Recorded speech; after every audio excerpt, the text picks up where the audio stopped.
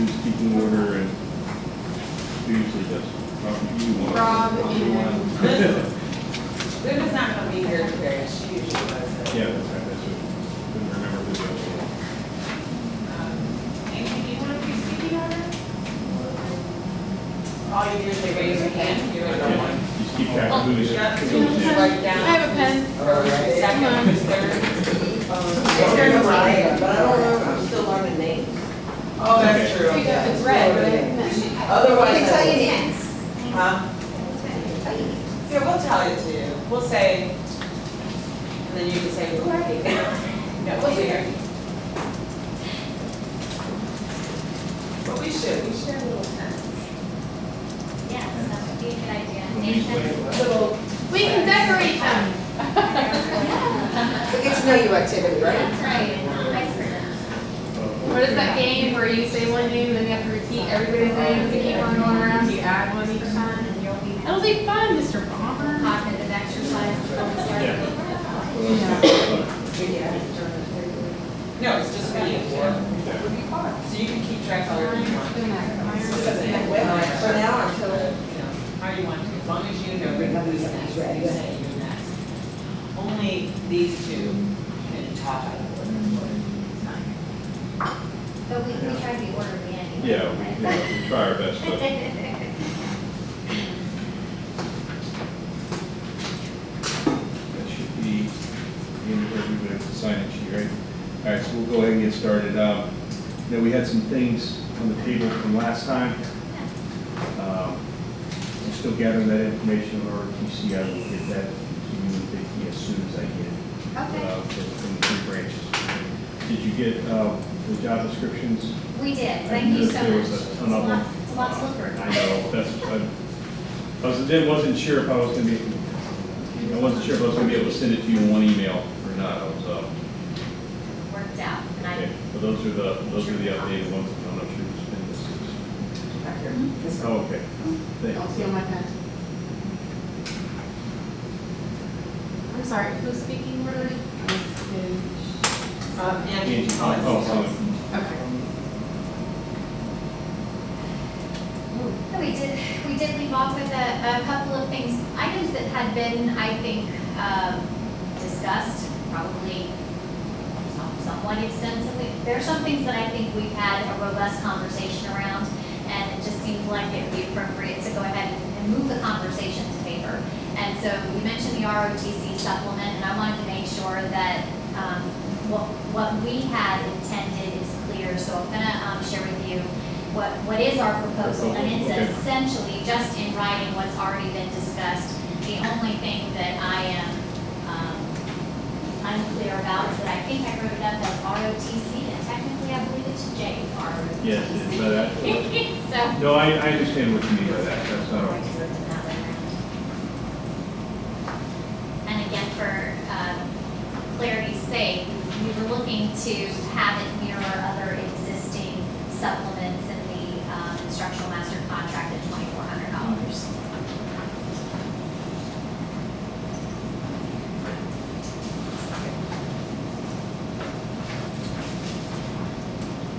This is handout number one, or do we have other handouts already spoken for? They gave us one. Oh, come on, people. The, You gave us one. Where's Deborah The Platt? rest She are always verbal. knew. On We have ROTC, this is the first proposal in writing on Today. ROTC. yeah, today. We had the one on voting, Correct. yes. And then we had the psychologist, and we had the Was that in writing? I'll just put this for handout number one, and then I'll put today's the date. track one was I have them all. cross country. That was way at the very beginning. Or she said, just do handout one with today's. Today's Yeah, date. Straighten up, yeah, Deborah's not here, so. So we also had. Since I'm coming in, I'll start with this. We also had quite a bit of conversation that stemmed from, actually, the discussion stemmed from the district's decision to forego a formal day of new teacher orientation this year, and CCEA's desire to provide something to supplement new hire introduction into the district. We had initially been seeking to retrieve new hire contact information so that we could extend invitations for them to be part of a preliminary professional development opportunity for them to come and get some general best practices, ideas, and insights from teachers who have lived and done the work in the county. We feel like that's a beneficial opportunity for incoming educators. And over the course of the conversation, we talked about how do we acquire that information. And I think we had kind of come to the conclusion that an information request was the existing mechanism. Yes, ma'am. Okay. And in the course of that conversation, though, we discovered there was inconsistency in the contract language, that our classified collective bargaining agreement includes language that speaks to new hires being provided information about the association. And so our verbal request was, let's true up the language in a sense that we have the same kind of information opportunity for new hires in the instructional unit. The district provided a written counter proposal that brought that language over to the instructional contract, but along with it sought to, for a second time in a year, modify the manner in which members of our organization exit their membership. And while we certainly believe that the instructional contract language and the classified contract language should be mirrored in this aspect, we don't believe that the new process that was most recently instituted has been shown to be ineffective. We have not received calls of concern or complaints from the district regarding the new process. To our knowledge, people who have asked to drop have been accommodated, and that exit has been clean without any concerns. And so at this time, we're not really seeing the need to further modify that exit process. So I'm going to, for the sake of providing in writing what our initial request was, simply pass back to you our proposal at this time. Okay. Since we were initially seeking that new hire information, what we're actually seeking now is to true up the language between the two contracts. And quite simply put, if you're willing to strike the "and" of your counter proposal, we may be ready to sign today.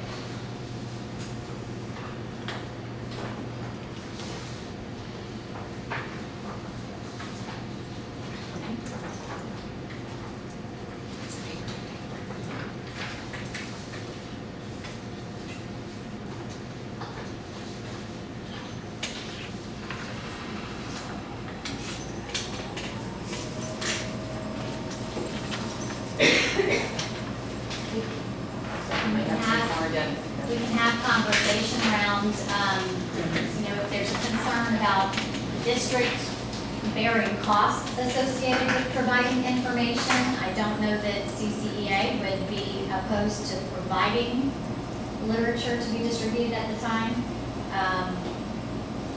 I think for us, it's really just a matter of making sure that in the introduction to working in this district, our employees enter these bargaining units are aware of who their collective bargaining agent is and have access to reach out to us from the get-go. Okay, so I just want to make sure I understand. So whenever a new hire comes in, be it over the summer, first 2 weeks of school, December, March, whenever, that association information will be available to them. This is instructional because it's already in this portal. Correct. Okay, just want to make sure. All right. Let me check on that one. I should be able to have an answer for you quickly today. Okay, I appreciate that. The only other one that I thought we had some conversation around, maybe it was time to formalize what we were asking for by putting it into a written proposal. We had discussed the difficulty for our president to access and be accessible to members and potential members at all work sites based on the district's growth. And we have several new work sites since the original release time language was put into contract. And we had initially, I believe, verbally requested 23 days to account for a day for each work site.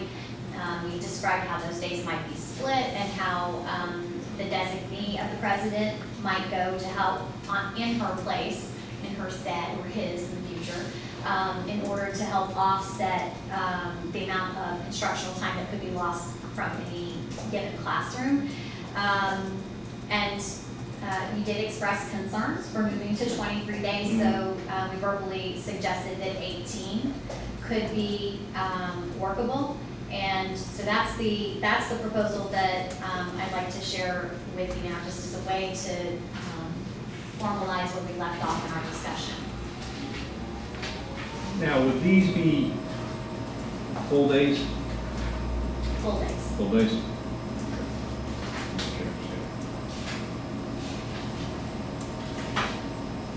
And I did, in the written proposal, reflect back on the existing contract language.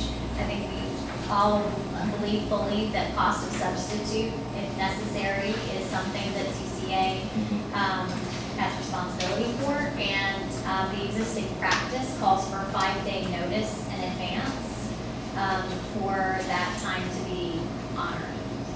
Those are not things, those are not terms or conditions that we're seeking to No, modify. they were already in there. Correct. I know. Okay. That's fine.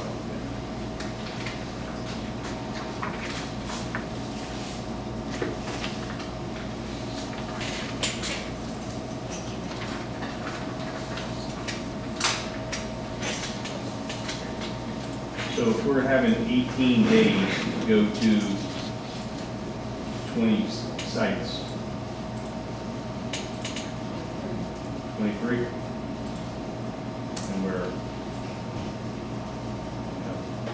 if we're talking about visiting, you were mentioning visiting, staying at the site for a full day.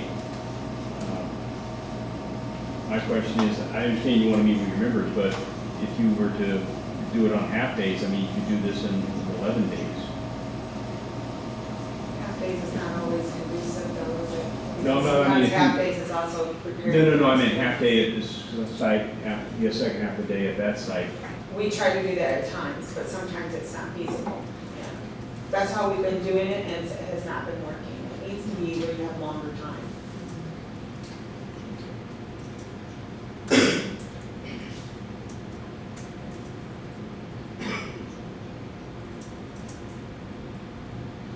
Is that because of the distance between sites, or is that? It's distance as well as also just where a principal might put you.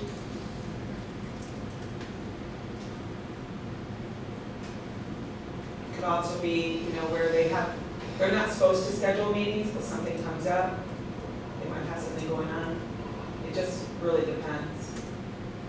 And it's not saying too that you'd use the whole 18 days, but you have it there if you needed it. Because you never know, especially now that we don't have our new teacher orientation. It's going to be a little bit murky for the president to go out there or doesn't.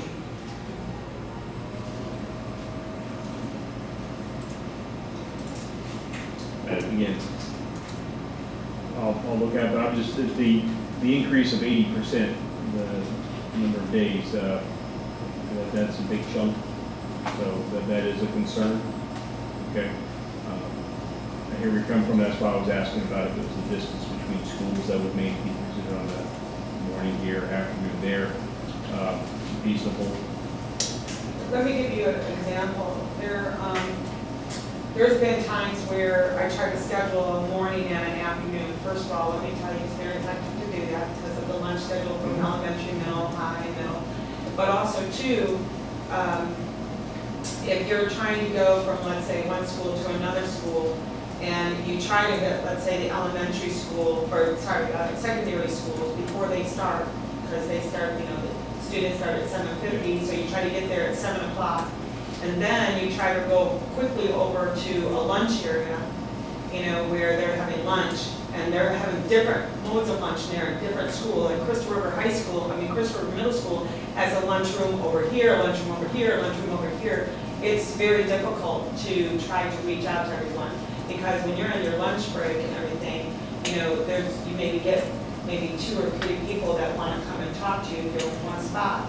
Not that we're intrusive, not that we sit there and bother the people, but if we were able to be there sometimes, there's been times where it's been asked, can you be here all day so that way a person can come during their planning time and come and see you, or they can come in the morning. If they don't have just that one option when they're trying to eat their lunch, or just that quickly in the morning when they're trying to get their copies made and everything. It's just, that's why. It's not, it's just, it's better for the members, it's better for potential members, it's better for them, not for me, it's better for them.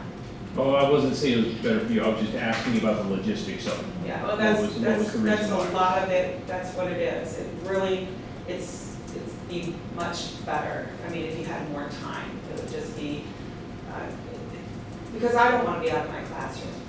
Everyone knows that. I never like to be out of my classroom. But be able to have them be able to come to you, talk to you, just trying to do what I was doing beforehand in that short amount of time was just, it got to the point where I didn't even want to do it anymore because it was not conducive to them. It wasn't worth it. But I think it would be more worth it if I could be there for them a lot longer. Does that happen at quite a few schools where there's multiple places where? Oh, yeah, with Cantor Middle School, you have an upstairs and you have a downstairs. You know, I mean, yeah, so it's different. Another one, the elementary school, Crystal River Primary School, that's another one where they're in different locations. I was one time way in the back and then another time way in the front. I mean, because, you know, I mean, so yeah, it varies. I just asked because I never ate in the staff lounge, so I didn't know. I didn't want to spend 5 minutes of my time walking back and forth. I just stayed in my room or whatever. But I was just wondering, I've never been to a school where there's been multiple places like that. Yeah. Well, that's. I will get you an answer for that as soon as I can. That's just, again, like I said, the increase of 8 days or 80% over what we've had in the past is quite a bit. Okay, so I hear where you're coming from. Right, and I do understand your concern, and I think, I'm certain that Vicki understands the concern. There were 18 days taken out of a specific given classroom, that could be a bit of instructional time lost for those Yeah. students. I don't think that it's the intent that the president alone would take those 18 days, but that those days would be distributed to designees so that we could be assured that members have access to union leadership.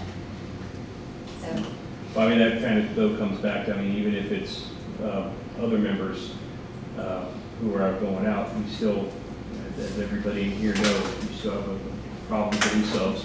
We have a shortage of subs, so anytime there's anybody out, any days that people are out, there's always that possibility that we've got kids who are split up in different classrooms, we have people covering different, so. we are totally going to talk I about know. that. So I've got some opinions on that as well. But so anytime we add more days to this, there's a possibility that that's something else that could arise from it. Okay, so that is a concern of mine. I'll just say that out loud. Anytime we add days where teachers are out of classrooms, it's a possibility that the person, they may not have someone to be in that classroom for that day due to the shortage of subs. Okay. That's one of our concerns with increasing the number of days. So the only other item that's on the table that's already, I think, been presented in writing was the request regarding the adjustment to supplements for psychologists, make sure school psychologists and SLP. And you know, I think the comparative chart that was provided is certainly helpful. It looks like, it appears to me that the disparity is greater for when you compare daily rate of pay against surrounding counties. There's a greater disparity for psychologists than for the SLPs. That's correct. Okay. I have, because this is you've done a fine presentation in terms of making clear that the nature of the concern is that you can't bring in subs for these roles, and to offset or replace where you are down an SLP or where you may be down a psychologist results in contract work, which is quite a bit more expensive. We understand the need, we do. What I've done recently is reach out to a couple of the surrounding counties, the ones that you cited for reference, to ask where they stand with regards to their fill rate. Because not to put too fine a point on it, but in our last conversation, the last time we met, it was pointed out by a couple of members of our bargaining team that we have fill rate concerns in a lot of positions in the district, and I'm sure that other districts are facing those exact same concerns. I would like to make sure that we can demonstrate that we've done the full spectrum of due diligence. I'm waiting for responses back from a couple of districts in the area regarding their fill rates and what kinds of difficulties they're facing in terms of staffing, to know whether or not this kind of adjustment is going to simply be countered in those other districts with an even more significant adjustment than we're playing this constant catch-up game that never resolves the problem. So I'm going to ask for your patience with that. We want to make sure that we've looked at this from every angle because it is a significant expense that comes out of what we're always told is one pot of money. So we'll get back to you and share that what I find. And certainly if you already have access to information that identifies shortages in our surrounding counties, then share it and maybe it'll go faster. I don't have access to that. I mean, I will informally see some people at a conference I'm going to next week, but that would be hard to pass out. It would be, oh yeah, I think we have X number of openings. And today, as far as school psychologists goes, it absolutely is a statewide issue. And SLPs too. And again, as I shared last time, I think one of the things that makes it compounded is they're not considered critical need by the state of Florida. My understanding is because you can't get a substitute. So it's only when you have, or excuse me, not a substitute, you can't do out of field. Right. So they determine who's critical need and how many out of fields they have. You'll never have an out of field for either one of those. Right. Because you can't work out of field in those two positions. So that's what made those, and that was, like I said, everybody, in my opinion, deserves as much as we can afford to give them, no question about it. But they're, you know, I can tell you, starting off the year, we have 9 psychologists, where last year we had 10 plus an intern. So you're down one without accounting for growth. yeah, exactly, without accounting for growth. That's a challenge. Yes, And it as far is. as SLPs go, we're contracting, we're contracting about 7 days per week for just to cover our basic needs already, so. And I don't want to lose people to drive to Bristol, Right. to $800,000. And it's probably not really that much, that's misleading, it's probably more like 5,000 to 6,000 that they're doing. Because the difference between what we do pay and what they pay for the supplements is really about that.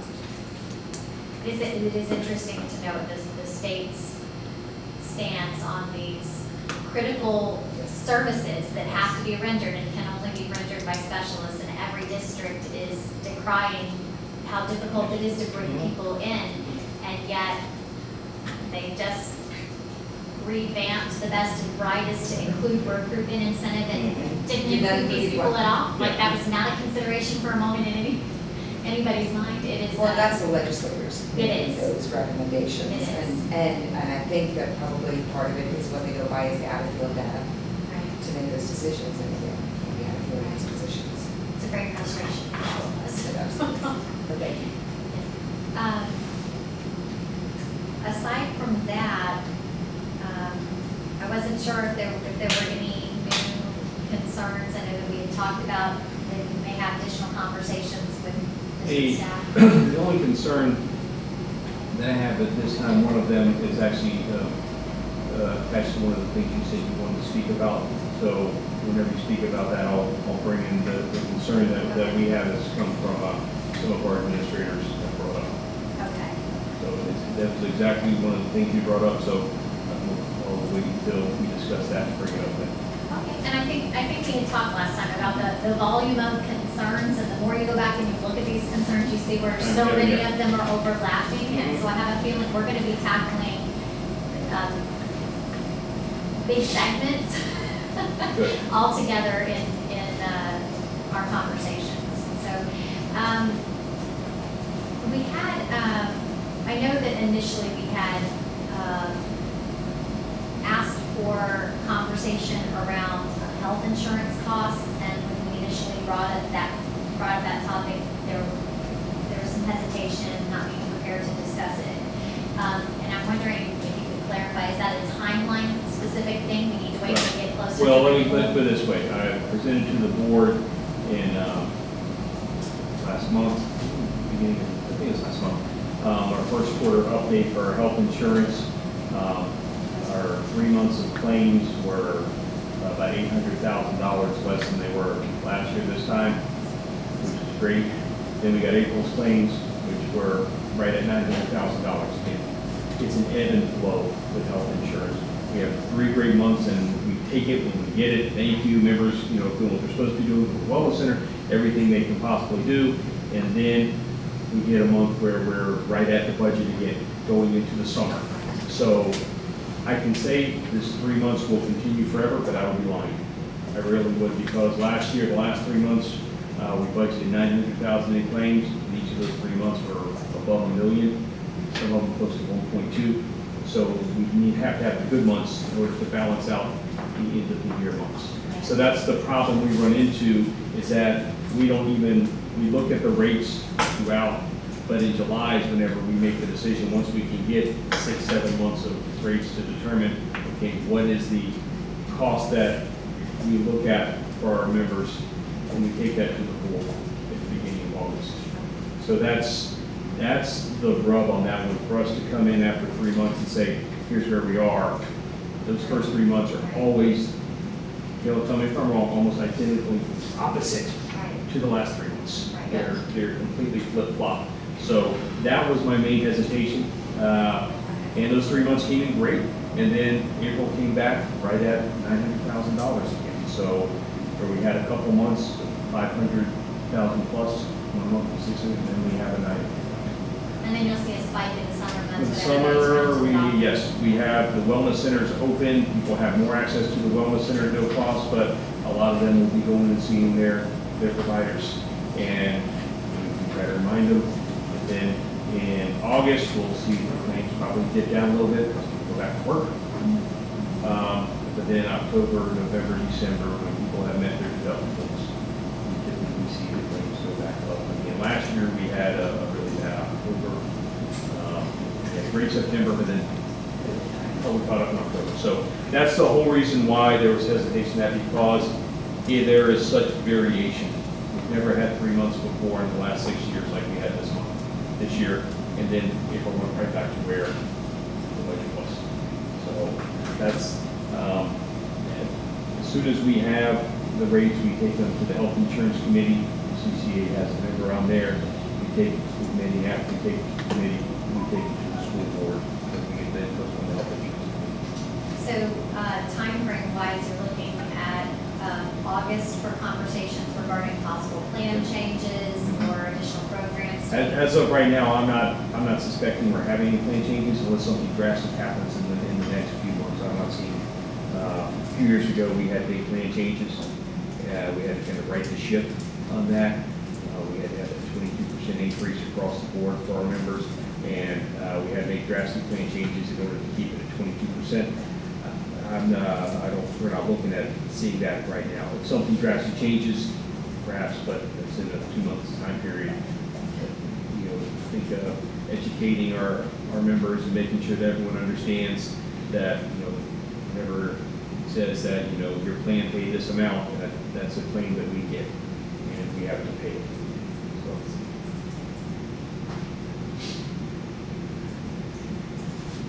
So, my experience comes from Pasco, where I sat on the insurance committee, and I know that because they were fully self-insured, they were watching every penny, nickel, and dime Yep.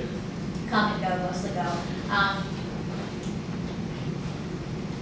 A lot of the increases in healthcare costs came from rising expenses, pharmaceuticals, Yep. prescriptions. And there were a number of mechanisms or opportunities that were being explored to try to control those costs, specifically when it comes to prescriptions. And things like mail order, personal importation, and things like that have been discussed. Is Citrus already looking into those kinds of I mean, possibilities? Or one of our plans has mail order on it. The other plan does not. That's simply because the other plan, when someone meets their deductible, the prescriptions don't cost anything for them anymore. Our popular plan, 5168. So to have mail order on that makes sense to people. There's no savings on that. We took to the board. I mean, we have our mail order through our wellness center, which has been extremely popular. We spent a lot of time really pushing that to people. To be completely honest with you, we kind of push the lazy factor a little bit. Hey, you only have to go twice a year for your appointment, and it works. I mean, I know quite a few people who use it religiously, saves them a lot of time, makes life a lot easier. We just recently took to the board at the health insurance update, ElectRx, which I know Pasco County uses, the Canadian company, Tier 1 country medications to come in. That could be a substantial savings to the members into the district. So yes, we are looking at those things to see, because where our claims might fluctuate up and down, our pharmaceuticals each month are pretty close to the same, minus if we have, if there's someone with an when I say extremely high, $20,000 medication, minus those, we're always at around the same cost, between $120,000 a month to about $140,000 a month. It stays in that each and every. So yes, that's one of, we can save on that. We are looking at ElectRx. We spoke with another company the other day about a competitor to theirs to see what their possible savings would be. And of course, in Pasco County, as with ours, if we did go that route, it would be elective. No one would be required to get that. They could still get their stuff from Walgreens if they wanted to, but a maintenance medication that would be much cheaper or no cost versus paying $10 out of pocket. So yes, we are looking at all of those things to try to save our members, and because we save them out of pocket and then we save them out of check, that's a win for us if we can figure out how to do that. we know that those decisions being made in the same time that we're going to begin having conversations about salary improvements and the hope of things better in terms of paychecks. I know that the two go very much hand in hand. So we're in a position to explore options that will save the district money. That's something that we're eager to entertain. Because and timeframe wise, you said August would be that time. Yes, when we take it to the board, we take it to the health insurance committee. We try not to do it the first week the school comes back, because that's just a little too crazy for administrators and staff. We try to get it in there that within the first 2 weeks, we take it to them, and then we take it to the school board directly after that. And then September, Kayla, we start going out on the road, going to all the schools? Yes, Yes, in September. That open enrollment open? No, No, that's that's October. road We trip. go out to the schools, I give a presentation to each school, Okay. at each site, every Nice. location, saying, hey, here are the plans, here's the cost from last year, here's the increase per plan, going down through all the options. And then we also remind them about sick leave bank, remind them about ancillary benefits, vision, dental, those kind of things. If there's a big increase, we tell them. If there's a change to the disability company, we say this is a disability company, we're going with that type of information. Then we send that same PowerPoint out to the school, so that way they can share with the staff. So that way they don't have to try to memorize. We've got people take pictures, that's fine, but then they can have it at their computer. They can look at it at their own leisure, so they can make decisions. Okay. Open enrollment starts in October. So we present, Mr. Romer goes out to all the schools, he does a presentation before open enrollment, so that they have the information before they get to make their decisions.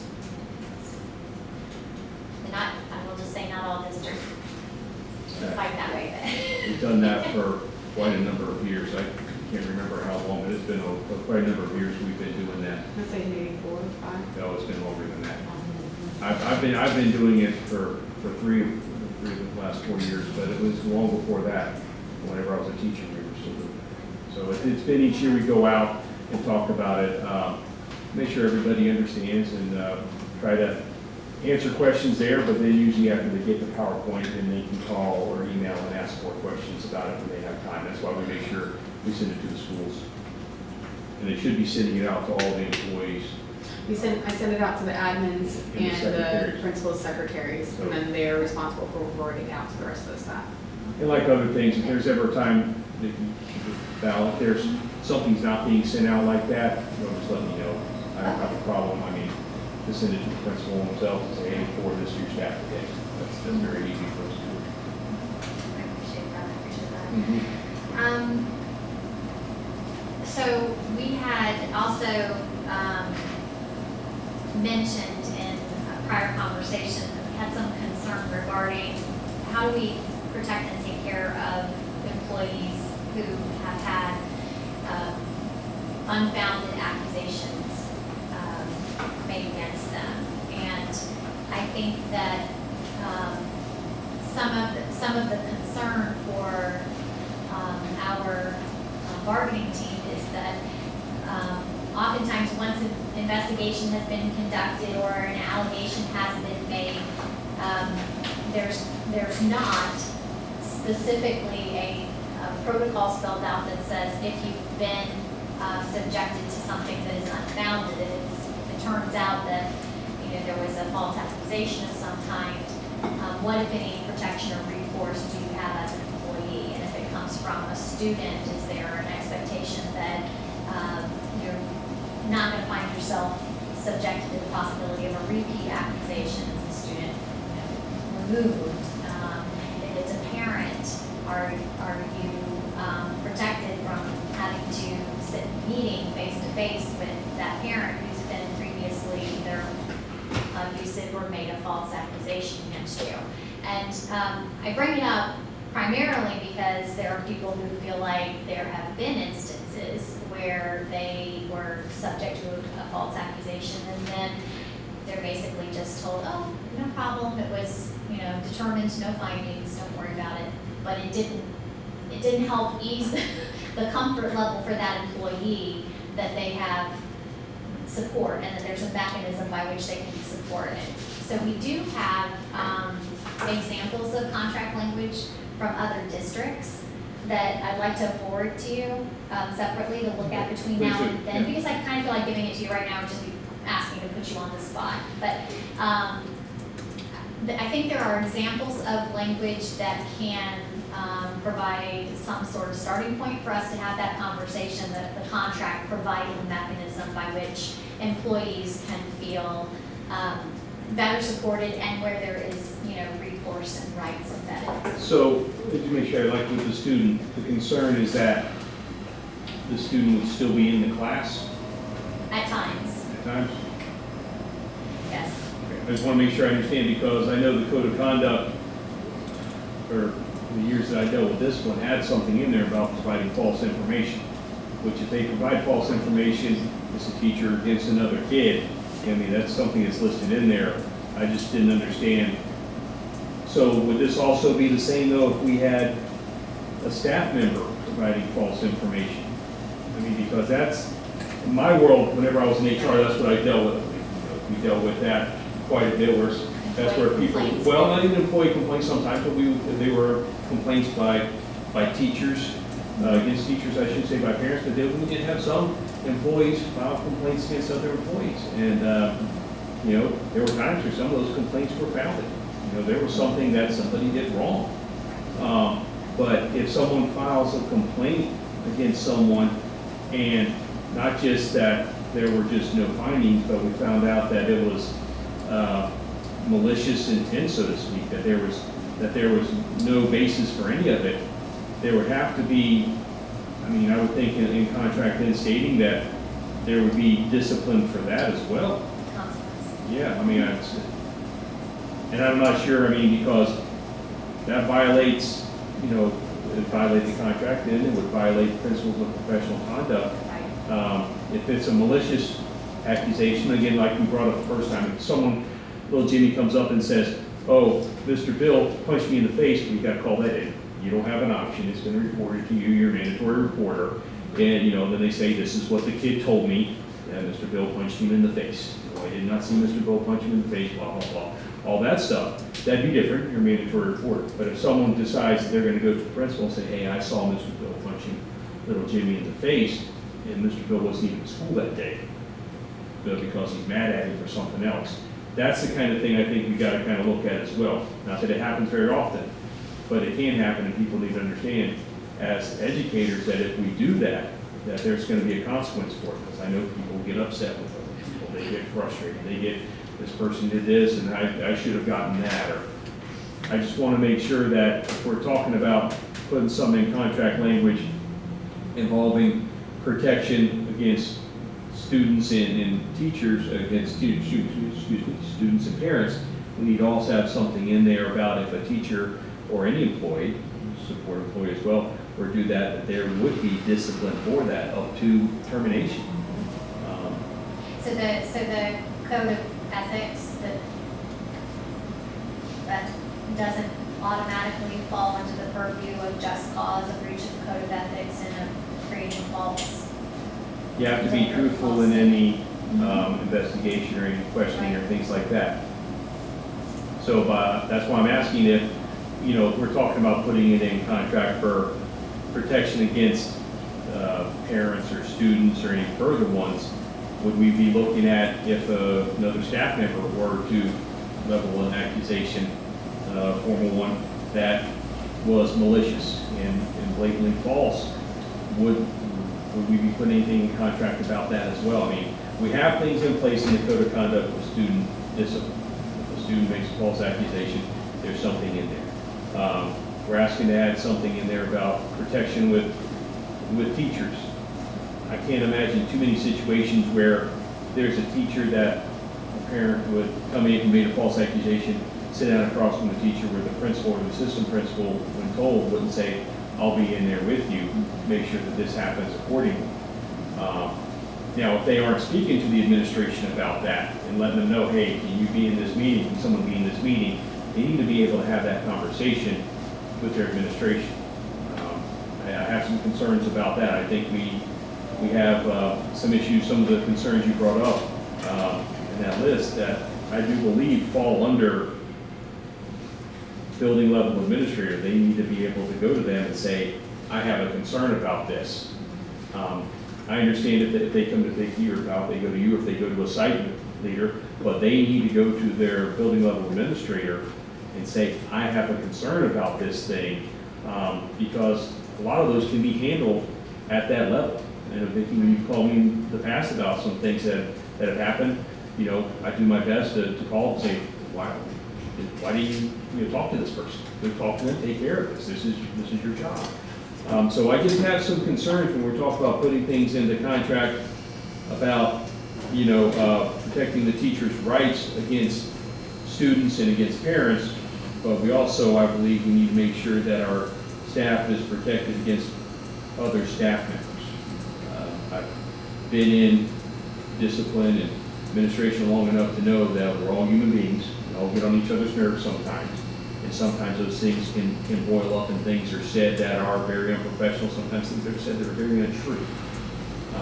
And I think that we need to put that, if we're talking about that, there needs to be something to protect teachers against other staff members, knowing that if you make these false accusations, that there will be a pretty severe consequence for it. Just ask for a clarification. Just want to try to understand what we're really asking. Because I think I heard you say, isn't there already provision in there against code of ethics? I mean, if you're making something up and it's found out, then I believe there is. I mean, it can be terminated. But if we're talking about somebody's made an allegation and then we investigate it and we find out that it's not true, I mean, unfortunately, that happens to us all the time.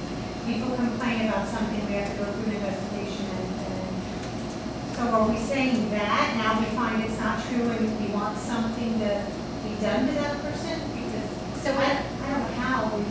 Right, so, my understanding of the concerns that have been presented to this bargaining team are that when a teacher has been accused of something, or a support staff person has been accused of something, and the investigation vets out that either the student made a completely false claim and there's discipline, that discipline may or may not result in that teacher or that support staff no longer having to entertain the possibility of that same student making a similar complaint because they're expected to continue providing direct service to that student.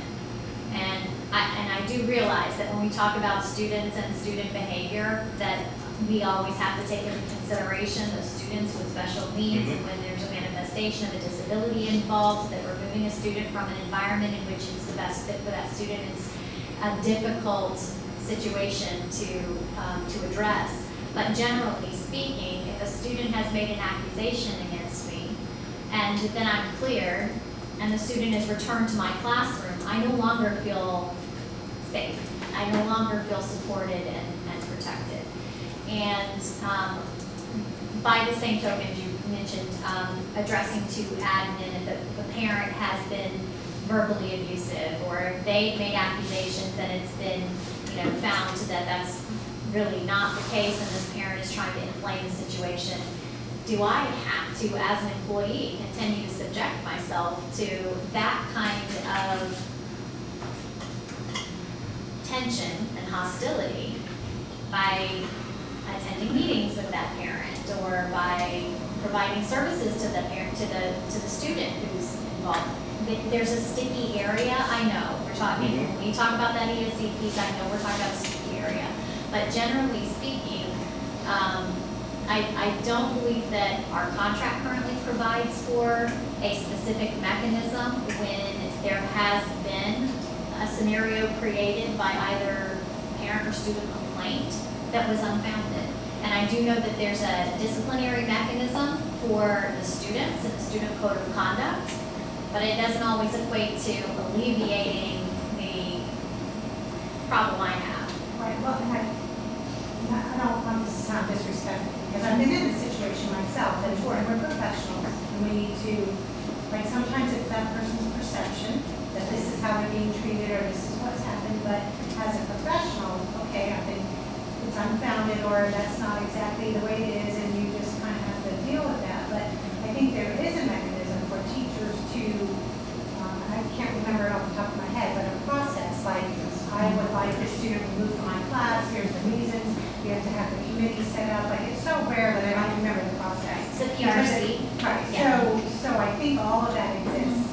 So if it's a situation where, they accuse me of something awful, and now I don't feel like I can provide them a service because quite frankly, I can't forgive them, because that's what we're asking. We're asking the teachers to forgive them for accusing them of this or whatever. And we're human. So, and if the teacher says, I know I'm a professional, I'm doing my best, but I don't think this is in anybody's best interest to keep us both. That may happen. I don't know that I've ever had a teacher that couldn't, like the teacher couldn't say, yeah, I can do this is my job. You know what I mean? But I'm sure it must exist if it's brought to your attention.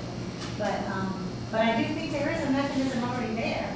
So I know that statute spells out rights and responsibilities regarding student discipline, and a teacher who has a student who's a repeat disruption to the environment and have the student removed from the classroom, and then I believe statute even calls for a placement review committee to be in place. And I've seen that language mirrored in contracts before. I know we don't have it in our contract, but it is in statute, and that is a mechanism that maybe not everybody is aware they could utilize. But my understanding of the way it reads is it has to be a repeated and documented offense in order for the PRC to be convened. And we may be talking about a scenario that played out one time with a student who made a serious enough accusation that it's made me incredibly uncomfortable, and perhaps at this point this one accusation is enough to make me feel like I can't adequately serve this student's needs without being in danger. In danger, I mean my professional danger, right? If my teaching certificate's on the line, or if my job is on the line because the student's going to make another threat against me or another accusation against me, I think that it's a little bit blurry area when you look at statute.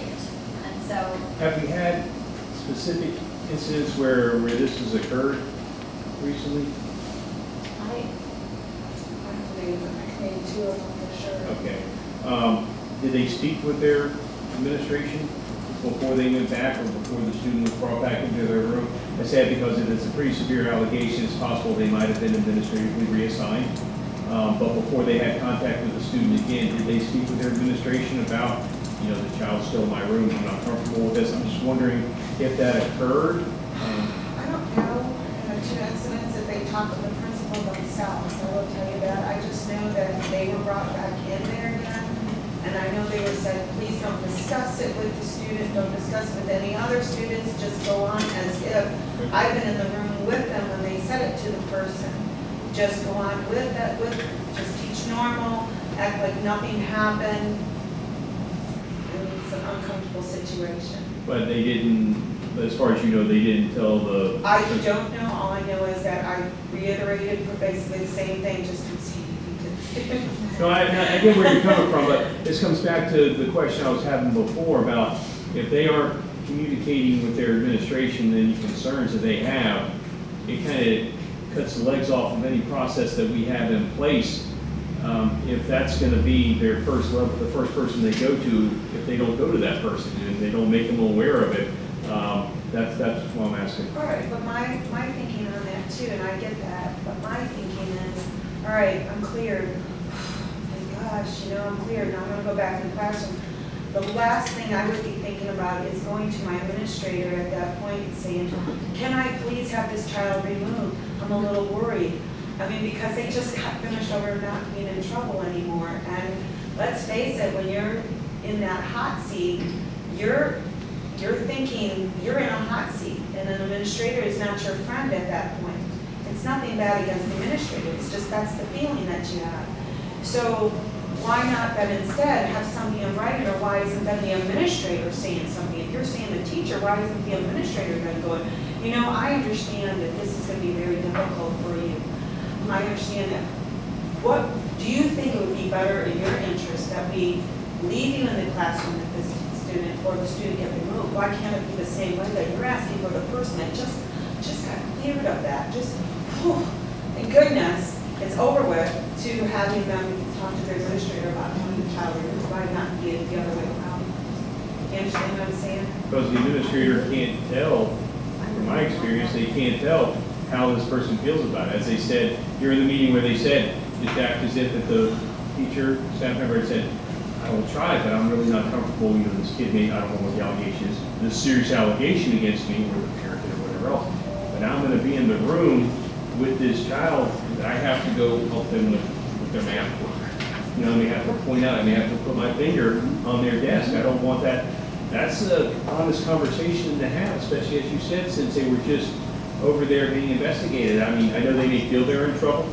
I've been on that end of the process where we explain the process, we're going to work through it, blah, blah, blah. But that would be the time to have that conversation with their administration. But again, I think a lot of it's coming back to thinking where if they felt comfortable having conversations with their administration, that would be a normal conversation to have. I agree with you, that it would be nice if we lived in that world where I felt comfortable having that conversation, and that would be awesome if it was that way, but it's not. It's not that way. That would be ideal. But there's a lot of people in a situation where they just got out of being in trouble. They're not in that comfortable position to talk to their administration. I have to say, I had a great relationship with my administrator, and I would go to her with any problems that I had. I would, but not everyone has that relationship. Not everyone does. It would be great to have that relationship, especially if you're getting out of trouble. And I'm willing to bet there are administrators in this county who, recognizing that they have a staff member who's been through something like this, is probably going to be uneasy about returning back to that classroom with that particular student, and they may engage directly that conversation. They may initiate it and say, you know, is this something that you're going to be able to do? Are you going to do you need additional supports? Is there some way we can help make it better? Or do we need to talk about the possibility of giving you a break and a respite from this by making a schedule change of some kind. Or, I have no doubt there are administrators who have those kinds of conversations, but I just don't know that it's an automatic, and I don't know that it's a mechanism that the average teacher or support person would know to engage in that kind of conversation. I don't know that it would be instinctive. I don't know how this applies, it may or may not, but there's been many times, like after something is over, the parents will actually say, and I don't want this teacher to take anything out against my child. So are we opening up a situation where now we're gonna remove this child? And like, well, why are you doing that? You know, they love their schedule the way it was, because to take them from one class and to rearrange and everything, you know what I mean? Like, I think we would have good judgment and common sense, and whatever we're talking about is so severe that it's going to, I know we're asking a lot of teachers to say, put this behind you. But if it's something that obviously you're not in trouble for, would it really be so big you couldn't put it behind you? You know what I mean? Like, kids are kids, and they make allegations and they say things, and we do it all the time. We have to talk with them, we have to, you know, and it's not the way it was. Now, if we're talking about a situation where now you're removed because it was, hey, she hit me in the head, and then we find out, no, you know she did it. If they just flat out made it up, then I could see, okay, now I'm gonna be a little leery, just flat out made that up. But you already know, I don't, you know what I'm saying? Does that mean now, I guess, in that particular case, that's what I'm saying, now that I'm saying it out loud, we would have a chance to say, well, your child just flat out made this up, so we're going to remove, you know, that could be the consequence. You don't get to have this wonderful teacher anymore, you just made this up. So we probably could get away with that, you know, but if it's something a parent said, I don't know.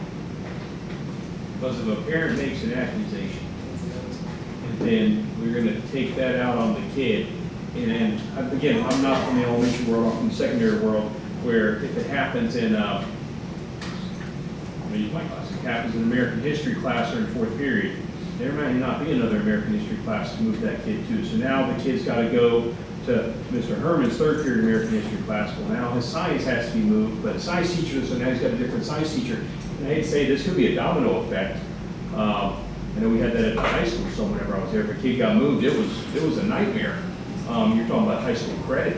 So it could be where there's an allegation a parent makes, where if it is unfounded, if the child has to be removed, it could literally rearrange 5, 6, maybe all 7 of their classes, not just classes, but the teachers they have. And that doesn't, has an effect, because Vicky has this kid's never had a problem with the kid before, but now all of a sudden they're going to, I don't even know who the other geometry teacher is, goes to this other geometry teacher, thinking, say, listen, good kid, parent, I don't know what's going on, but here's where they're at. She spent 9 weeks making that relationship with that kid. They got to start over. And that gets to be a very slippery slope whenever, even if it's not an ESE kid, any kid, that's going to be a challenge for them. Because what we're talking about here is, even if a parent makes that accusation that's malicious or false, there's going to be a repercussion on the student that may very well have had nothing to do with that.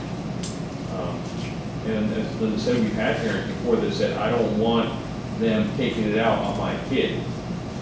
I've had them before say, I don't want my kid taken out of that class. But now I have a problem, I don't want them out of the class. And this is because it'll mess up their whole rest of their schedule. That's the reason why I brought that up. I've had that conversation before. And the child is the one who's going to end up paying for it, even if the child is the one who didn't make the accusation. Or if we're dealing with a kid who's 12 years old, who's looking for some attention, we have had that happen. Then it becomes, a situation where now they've got to start over again in school. Can I ask a question about the discipline against a child? What exactly is the discipline against the child? Because in those 2 incidents, I have not seen any discipline towards the child. I don't. So I was just I know what I've done in the past as discipline before, whenever they've given false information, depending on where they were on the progressive discipline chart. But I mean, you don't just get to make false accusations against teachers. You need to do it against other students to try to get people in trouble. They were disciplined. I can't speak as to what other people have done.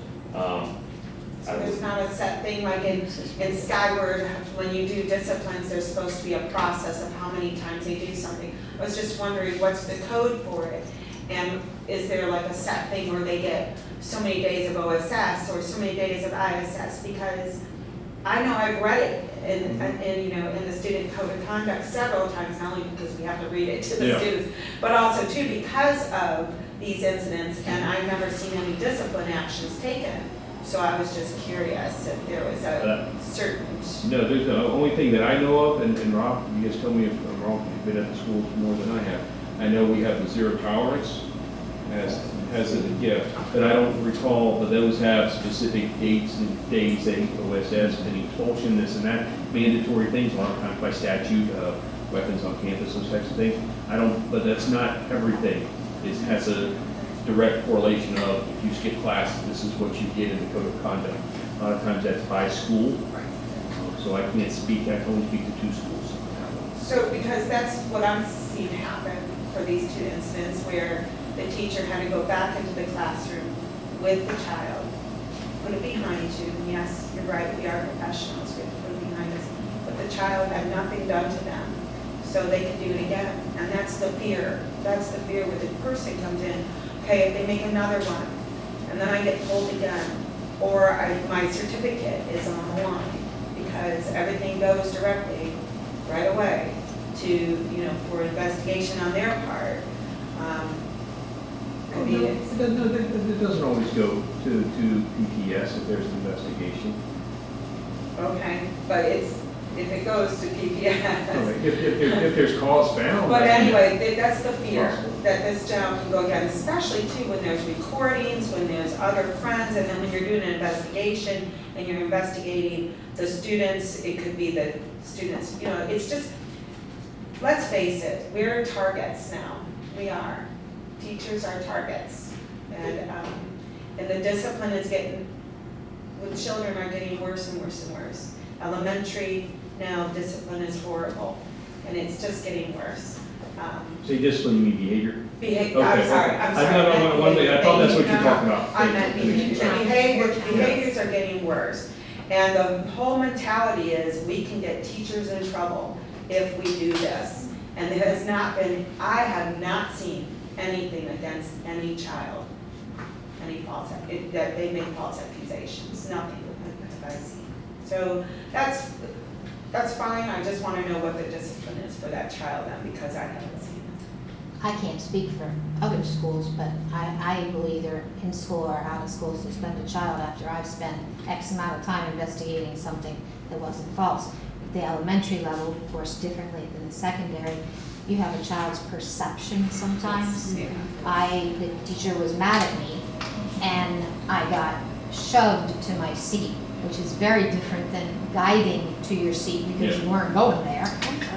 Exactly. And so when their perception is real, you have to look at that before you apply consequences. And then the other half of that is if the parents, I've had parents who said, I don't think there's anything to this, but my child came home and said X, Y, and Z. Now I have to move forward. But in that case, the parent isn't looking for that child to be removed. They still could have a good relationship with the teacher, no problem.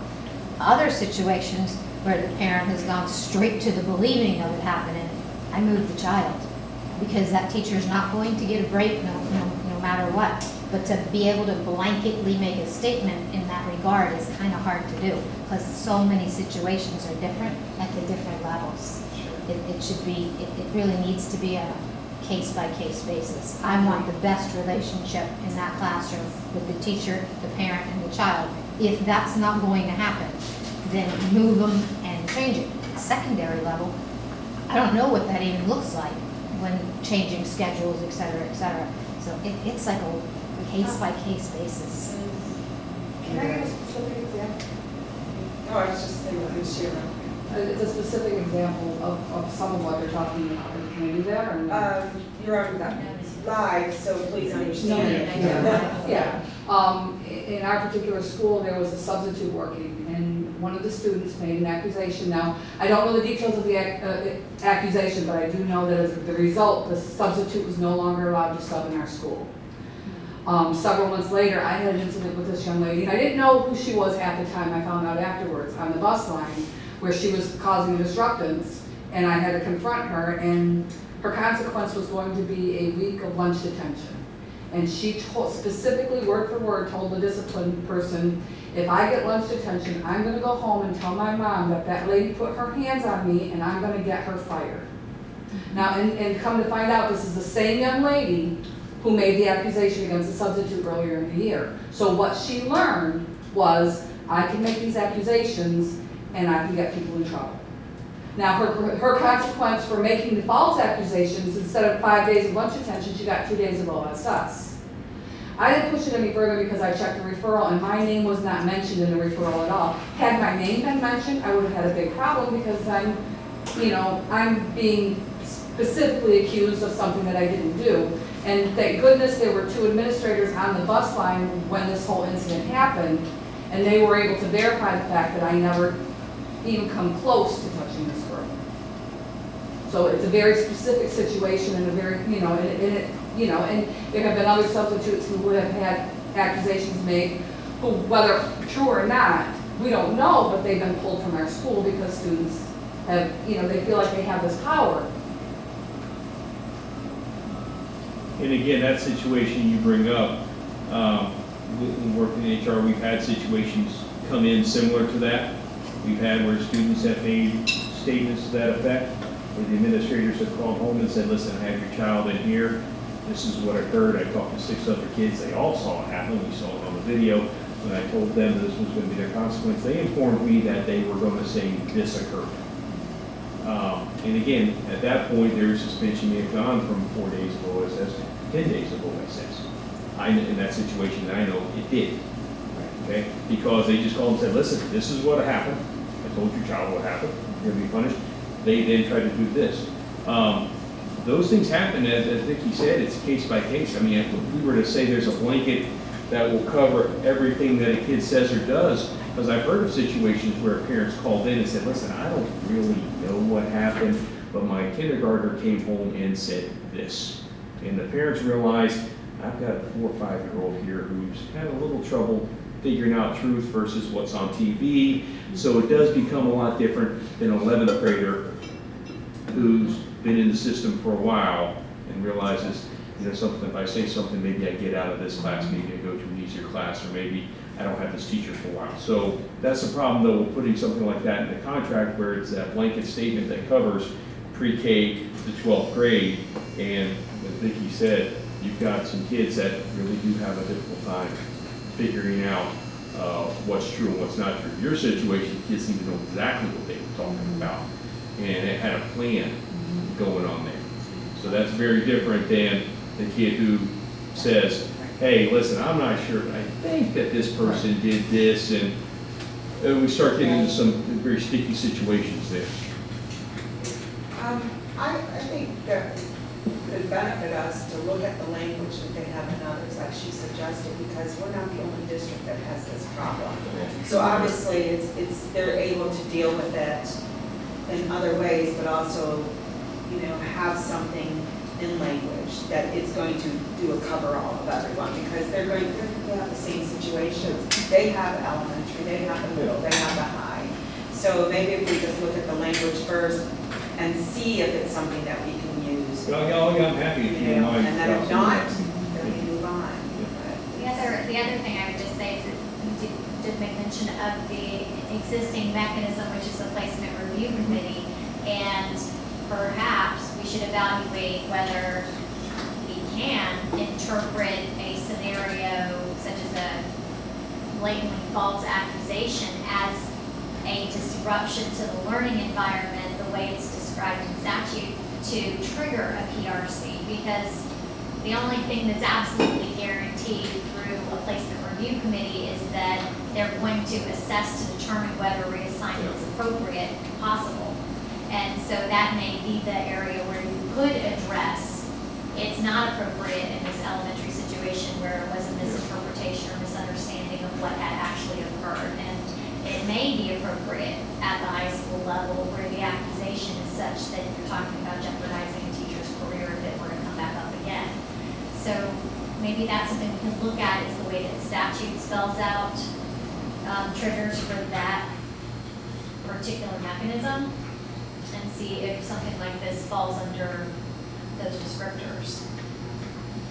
I believe statute speaks to there being a constant disruption to the learning Yeah, I'm environment. trying to remember exactly what it says, it's been a while since I've looked at that, so I can't remember the exact wording of it. So, yeah, I'll look at that one, I hear what you're saying, I'll look at that one and see exactly what it says, because it's been probably 2 years since I've looked at that. Right. And I do think that it's a mechanism that is very rarely used, as we pointed out, and, it may be the mechanism that is the solution, it already exists, and maybe we just need clarity about when do you have the right to exercise that mechanism.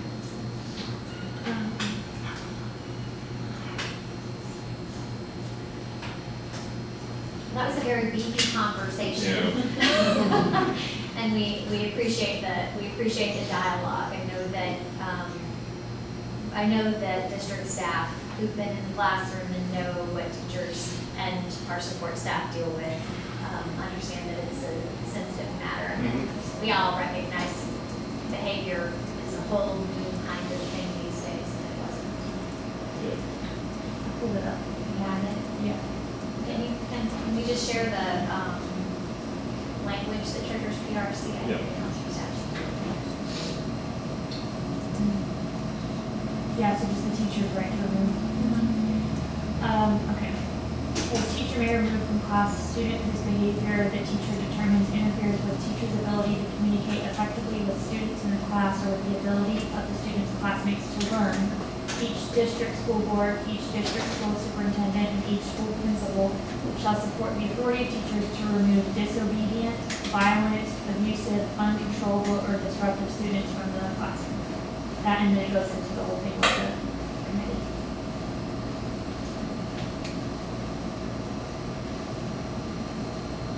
Perhaps we can take a look at whether a scenario of a flagrantly false accusation falls under definition of disruptive or abusive or.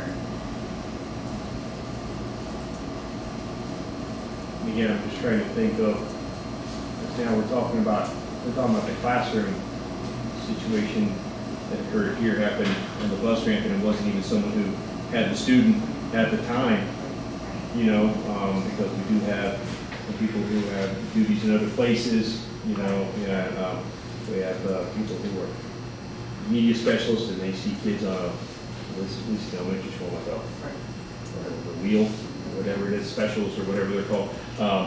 So they may not even know who that child is at that time, whenever the accusation is made. So, I'll look at that statute in a little more detail, when I can read it other than just on my phone. And it may not be the answer, but if Yeah. something currently exists that becomes applicable, that's why reinvent the wheel. Yeah, and it says specifically that if the committee is formed, that the only way that a student can return to the classroom without teacher consent is if they determine the placement's the best or only available alternative. Yeah, that's like, Yeah. if it goes, it's only art teacher, and there's no Yeah. other Yeah, art class. that says like the media specialist or a self-contained classroom, and, That's all. yeah, that, Okay, I appreciate that.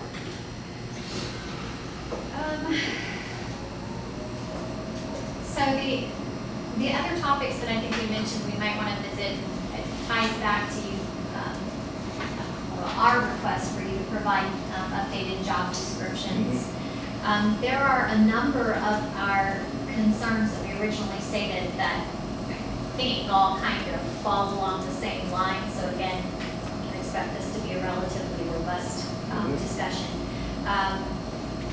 And number 17, 18, 20, and 21, all in some way deal with job descriptions, workloads, expectations of the scope of the work and the impact to students. okay. And so I'm going to lead with, because the primary concern for my bargaining team members is the impact to students, I'm going to lead with that concern that we have great number of support staff who are pulled, and ESE teachers who are pulled from their responsibilities to provide learning supports and behavioral supports to students for the sake of either sub-coverage, right, something that we had discussed is a growing concern always.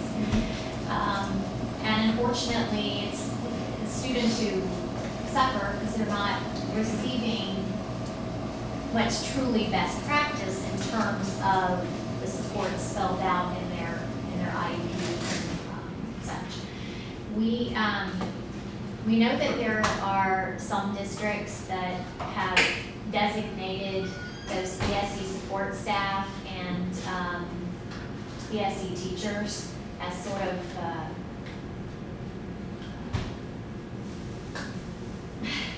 there's sanctity in that assignment, in that they would be among the last of staff to be pulled for additional responsibilities. There would be the function of last resort, true emergency to provide sub-coverage to be pulled for other responsibilities. And I think it's a genuine concern that some of the teachers, in fact, some of the educators that sit on our bargaining team can speak to instances where they have not had easy access, regular access to those support individuals, especially during times when testing windows are open and it's all hands on deck just to administer assessments and those kinds of things. And so we'd really like to have a conversation to start there. It bleeds over into workload. It gets into the issue of compensation for our classified staff who are pulled from their regular routine responsibilities to fill in a pseudo-instructional position or pseudo-instructional role as a substitute. And I think something that we believe is happening is that as the catch-all phrase in our job descriptions speaks to incidental tasks that may be assigned, I guess. Other duties as assigned? Yes. Well, I think the descriptions that you sent me, I think most of them, I didn't look at every single one, but they cite perform other incidental tasks consistent with the goals and objectives of the position. So some of what we'd like to talk about too is narrowing that scope of the work for some of these positions, because there seems to be a lot of bleed over where people are being asked to do things that don't fall within the scope of that work. And on an emergency basis, I think everybody would concede that could be necessary, but it shouldn't be a regular routine expectation. All right, so let's try to go, I guess, kind of point by point. We talked about, you said so it's mainly the ESE aides and ESE teachers that you're talking about being concerned because the kids aren't having their needs met on their, that are listed on their IEP. For our aides and our teachers, if that's the case, in all honesty, they're obligated to report that to their administrator. I know we talked about the comfort level with the administrator, but if they know that their IEP goals aren't being met because they're being pulled to go somewhere else, they need to notify their administrator that these goals aren't being met. Speaking of Ms. Kirby, she can tell me otherwise, but I mean, those are written down. Those have to be met. That's my wife's an ESE teacher. I'm telling you, those goals have to be met. So if they aren't being met because they're being pulled, they need to let their administrator know this is not occurring because I'm being told to go do this. I'm going to take a leap here and assume that a lot of it has to be covering classes, probably when there's not stuff. It's a guess. Okay, I don't mean to put words in anybody's mouth, but I know from my time in HR that was always a concern. If the kids' goals aren't being met, then they need to report that to their administrator and other arrangements need to be made. As far as the compensation goes, our daily instructional subs make like $70 a day. So that's for 7.5 hours, so it's just under $10 an hour. So our ESEAs start 11 something. I don't have it in front of me. I'm just gonna say $11 an hour. So I mean, our ESEAs are being compensated more than our hourly rate for our substitutes. So whenever they are being asked to go in there as far as compensation goes, it's not as if they're doing a position that would pay more per hour. We've had that conversation in the past about those that were covering the clinic, were paid a differentiated pay. So, but it is a concern of mine for anybody who has to be pulled out of their normal position to go cover for a substitute. We do everything we can to try to do substitutes, but if there are IEP goals that aren't being met because of that, they're going to need to speak with their administrator and tell them, saying these goals aren't going to be met because I'm not in there to meet those accommodations or to do the things that are spelled out in this IEP. And I would agree with that, and I would just say that typically when it comes to therapies or instructional strategies that are being done, it's basically done on a week's basis. So if they can't be in there on Tuesday for a portion of the time, they can make it up on another part of Tuesday or another day. So there are options, and there's a little bit of flexibility, unless you're talking about a kid who needs constant supervision for some reason, but then that, of course, can be. But I back up and I just think, schools, teachers, what are their other options? What choices do they have when they have X number of classes not covered? And I think the only thing you can do is divide a class. And so who is that good for? When you have 6 kids sitting in the back of the class, you need to finish Mrs. Jones's work that she gave you yesterday, so I think that our ESE people, I would like to think, are being team players and trying to participate, trying to support, knowing that they absolutely have to keep their particular assignments in the front of their mind, and do what they can to make up any of the services that are missing. And I would agree that they need to go to their administrator and remind them, because as a principal, I know that I couldn't keep everything, every IEP right straight in my head.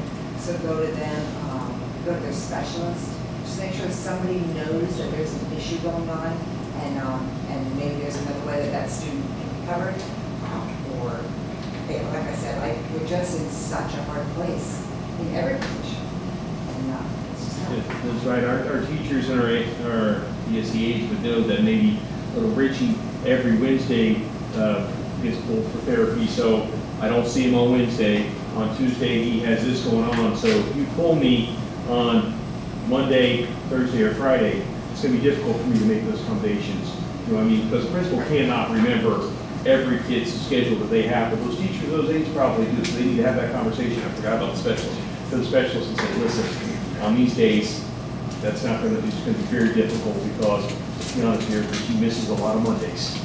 So they know those kids. And just so that you know, we are blessed in Citrus County that we do,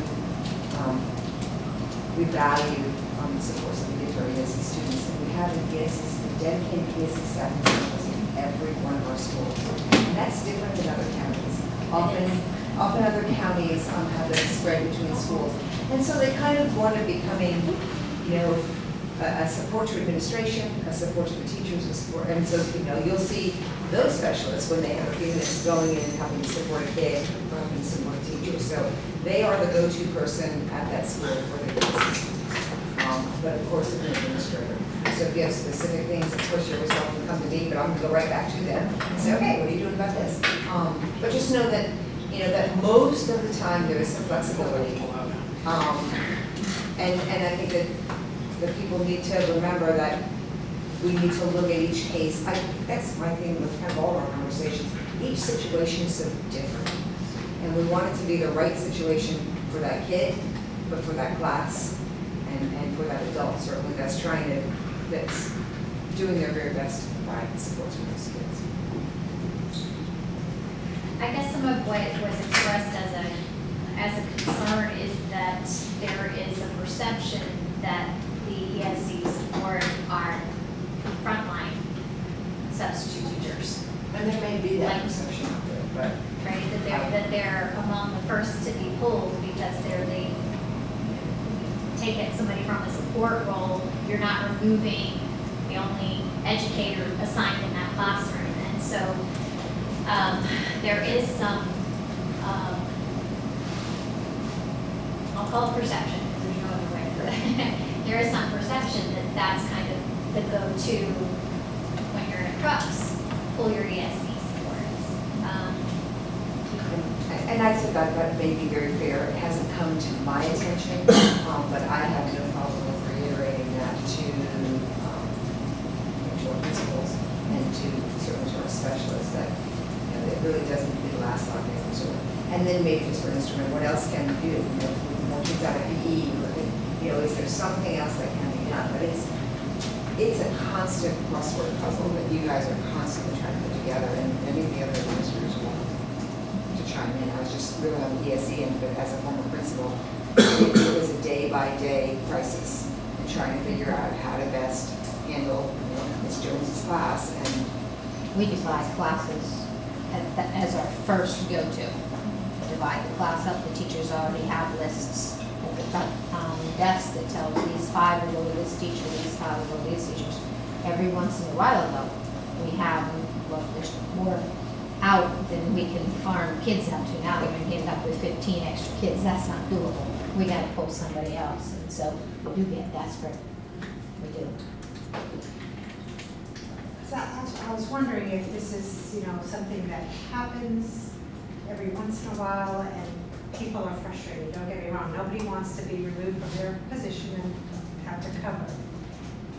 But we do the same thing. I mean, teachers will cover other teachers and they'll split. I don't think it's a common practice at Christopher High School that we take an ESEA to make them cover classes or any aides in there. So I just wonder if it's somebody's actually doing that all the time. I mean, it's a last resort. We're trying to get substitutes. That's the first thing.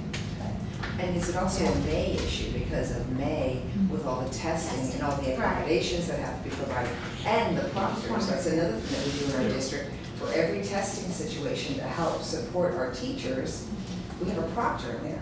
So it's 2 adults. And even if it's in a one-on-one setting, there's another adult to help protect that teacher. And so coming off of May, absolutely, everybody was being pulled left and right. So I'm curious if it's a May issue or is it an August to May issue? So, or school by school. Yeah, it sounds almost as if, I'm guessing what you're talking about might be secondary schools where, because it sounds like the elementary schools, they split the classes quite a bit, you know, and 6 kids go here, 6 kids go here, 6 kids go here. That's our first option. I know in the secondary world, it gets a little bit harder because, you know, if I put 6 kids in, you know, Miss Jones's class over here, 6, well, hang on, nope, that social studies teacher's got planning this period. So okay, so you get 12 of them, don't have 12 chairs for those kids to go into. So whenever you deal with the secondary world where there may not be that class they can go into, you might have a kid at the high school who's a freshman in world geography sitting in an AP economics class who's terrified, you know, I'm around all the seniors, I don't know what to do. So I don't know, I mean, whenever I was at IMS, I used to go to subs and say, if you don't get a planning, you're going to this classroom today. I'd go fill that every spot I could with that sub who had a planning. But if you don't need a planning, if you're not planning for anything, you're going in here. I need you in here at this time. And we would fill it that way throughout the day. First thing in the morning before I went to bus duty, I would get a list of people out. Okay, here are the subs I need to go talk to and get that done because that was priority 1. When the kid showed up, there was someone in the classroom to teach the class. Last thing any of us wants is as an aide or a teacher being pulled out to go cover someone else's class if we can avoid it. But sometimes we do have subs that cancel at the last minute. We have subs that get sick, subs that have children that get sick. And we can't control that. But I think that, as Lynn said, I mean, a lot of this seems to be a case-by-case basis. I haven't heard of it happening widespread at every school. I know every school deals with a shortage of subs at some point or another. I know it happens. I've seen the reports in the past. You know, I'm open to suggestions on how to talk with administrators to work around some of these problems. I just I don't know if, you know, if people are pulling the ESE support all the time, I think we need to come up with a different solution for that. And if that's what seems to be going on, then perhaps we can have a conversation with our administrators to make sure they're aware that these supports are in place for a reason. And if there's an issue, our teachers or aides need to go to as a specialist. I completely forgot about that. Go to the specialist and say, I'm being pulled. No one's here to help filling in this class, and he needs somebody in here. The specialist probably gonna go, yeah, you're right. Talk to whoever's handling that, say, that person can't be pulled.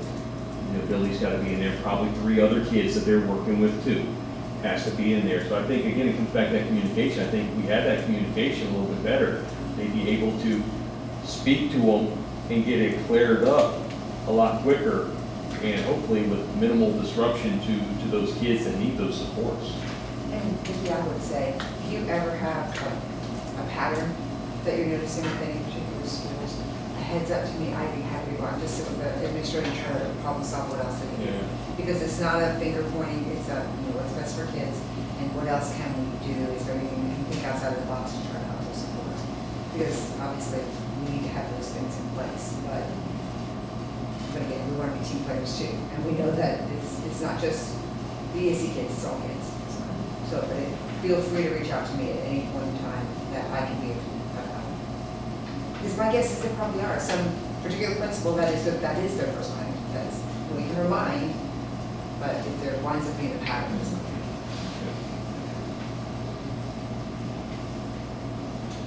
So something that I think some districts, possibly even some administrators in this county attempt to do is utilize a rotational strategy when it comes to, when we have, a emergency situation created by sub shortage. I don't want to find myself as that person who's always going to that same teacher every time, because it puts them on the spot. And teachers will do. If you ask them to do something, they're going to do it oftentimes to their own detriment because they want to do what's required and they want to, be a team player. Maybe one approach is to encourage thinking around rotational requests. So we may, make an effort to go through the roster of your teachers and your staff to ask, we need somebody today. We've rotated through the entire list already. You're up next. Can you help cover? I would think that would be the opportunity then for that ESC teacher or ESC support person to say, because of my personal absences or because of other situations, these students are not receiving the supports that they are entitled to, and today is really not a good day for me to be utilized. So that becomes an inviting conversation for that dialogue. But there were a couple people who kind of hit on this idea that it's the same people that are being requested. And I get, we may have, I was always that person who had first period planning for some reason. And whenever anybody was running late, Val, can you go cover, so-and-so's class until they get here, flat tire or whatever on the way to work. And so some of us are just predisposed because of our schedules to being the go-to person. But some of our conversation on team has been that it does seem like it continues to fall back to the same set of people, and at times that feeds a perception of favoritism. At times it feeds a perception that there's inequitable distribution of additional responsibilities, and perhaps that perception can be squelched by ensuring that some sort of rotational request process. So you're talking about, I'm sorry, what were you just, I didn't mean to interrupt. No, I'm done. Okay. So as you just mentioned about first period planning, so we'd be talking about it, during the planning, and again, I apologize to the elementary, I think secondary terms. If first period planning, as you said, the people are rolling in late, you got planning, you go cover that. Or if they call in, they can't come in, okay, Val's got it first period, who's available on planning second period? And go through it like that with the staff.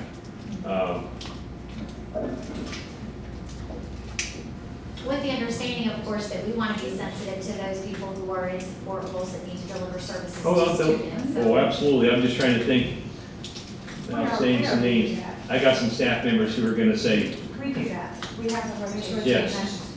but do you have any staff members who just say, no, I'm not gonna do it?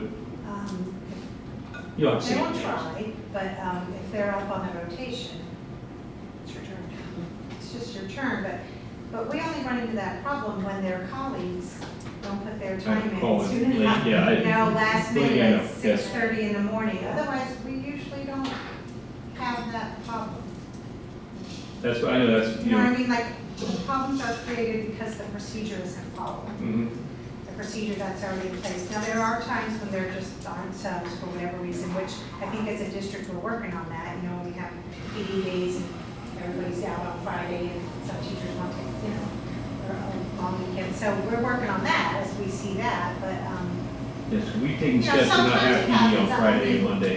right. Most recently, there was a situation where the person, it was their turn, but they had been out. So they didn't want to take their turn because they had been out. And so now they're, you know what I mean, they needed their time because, you know, we just try to work it out, but if we couldn't, if somebody didn't volunteer, they would have had to take their turn. But somebody volunteered. Just works itself out. No, I think you're exactly, that's why I'm just You curious, know I what I mean, mean? Yeah. I never personally run into that, that's the reason why I'm asking. It's for- not for- fun, for- it's a new problem. Like, we used to not have this Yeah. problem, and we're at the shortage of substitutes. Yeah, we used to have enough subs for them to be able to cover the periods that were, that's the reason why I'm asking. Because, you know, if I can just see some employees saying, you know, the ones who are out all the time, and now when it's their turn, I can't, I've been out, you know, 6 times. Yeah, you're part of the issue we're having here, so now it's your turn, and now you can't go because you're out, and then the next Monday, well, they're out again. I'm just picturing some images of the reports that I used to run in HR on a daily basis, and the same names kept coming up, and I'm just imagining if it were their turn on the rotation, either they would be out, or they would have to, and I can't, my class, I haven't been in my class for 4 days, 4 of the last 5 days. So, I don't mind the thought of a rotation.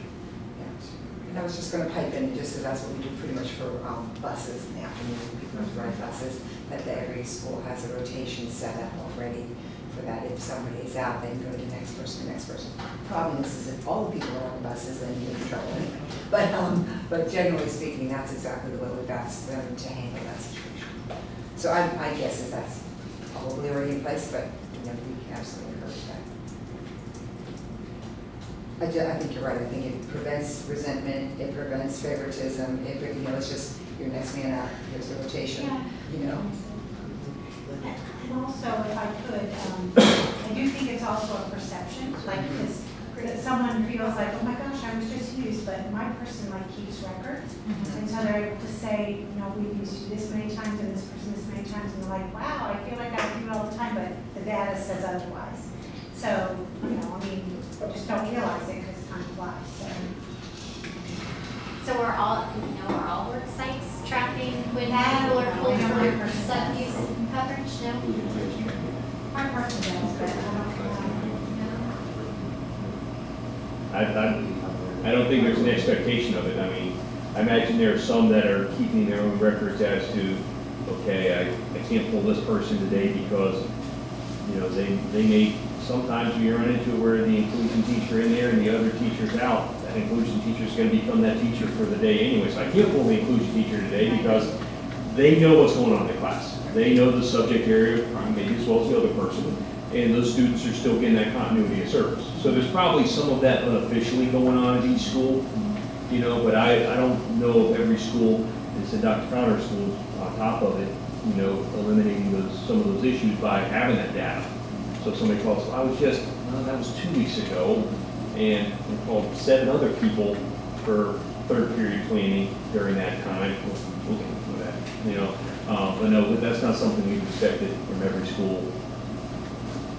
I know it comes into a little difficulty, especially with planning, because then you have to also be careful about going into the planning time, because they just covered testing for those days, and then now I'm on that rotation to cover that, you know, that planning period. Now I'm cutting into here my 5 minutes of Or planning. some of them don't take from me, or some of those people who've had 3 IEP meetings this Oh, week during right. the cleaning period, because it falls into that time of year. Believe me, that's what I'm trying to think, when you're planning, I'm like, that's this going on and that going on. I didn't even think of testing yet at the high school, which starts in April and ends the last day of school. It's the month of May. Yeah, I mean, so, that's the reason why, that's just why I brought it up, it's curiosity. So, just a question, I guess. So I know we've talked about the ESEA's covering, but like if you have a teacher that's an ESE teacher who maybe co-teaches and then has a couple of their own classes, are they supposed to or are they allowed to be pulled to cover a whole day of another teacher so their kids are not getting, I guess, like, just wondering what the process is supposed to be? I would hate to say a blanket statement, is that best practice? Oh, absolutely not. You know, I mean, nobody would want that. It's just like, you know, taking your music teacher out, now nobody's going to get music lessons, or even more dire with an IEP. I would like to think that there'd be more flexibility in it than that. Because there probably are some periods in that day where that person might be able to be missed for today, because we're not testing or whatever the case might be. But then in other periods of the day that, Jeez, I don't The know. bulb Yes, is there's a projector. The bulb. Oh. You're still perfectly fine. It's about You stay control perfect. of the I want to be with you in an emergency. Holy moly. That was dream. Wow. Happy call Yeah, yourself. just go It's look. like you practice it off. Did I Give not? me a second. There you go. There you go. I'm not climbing under a table. You don't want me to climb under a table? That would have been fun to watch. I know I had Now it's no like idea. pull it out. I'll be glad to talk with the principal and try to help them understand what the process is, if that's the case. Look out. Because I know that it was addressed. I mean, it's inside, so, but, Yep. doesn't have any power now, so.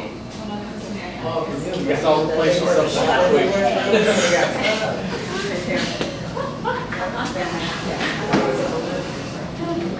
That's good. We not have your straight. There we go. There we go. Sorry about that. Nobody's sleeping anymore. We're all that way. I'm gonna give him a point, let him know he's Well, it's recorded, so. Yeah, but he's not watching it, always But the computer's intact, so our notes are good. We Yes. didn't Yeah, see it's just anything. a- Okay. Yes, those are done.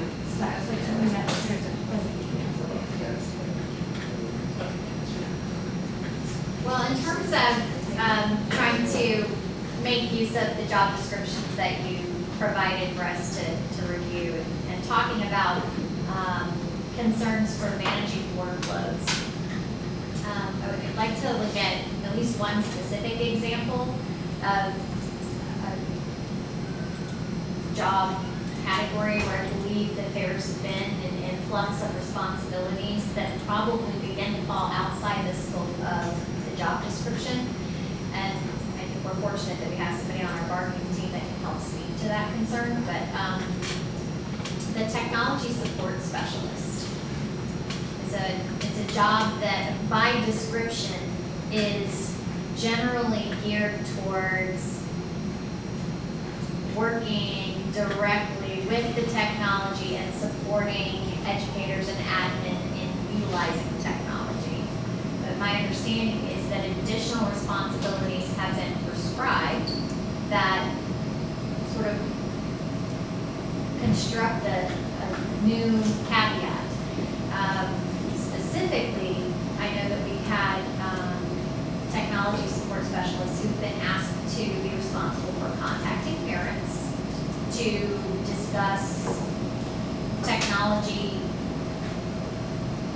losses or recouping for damages. And so those kinds of conversations, which, I mean, based on the description, I see nothing in the job description that reports that this job entails, I'll just call it customer-facing responsibilities, dealing with parents or outside of the scope of assisting students in training them and assistance and support, utilizing that technology, having conversations about money collections and things like that.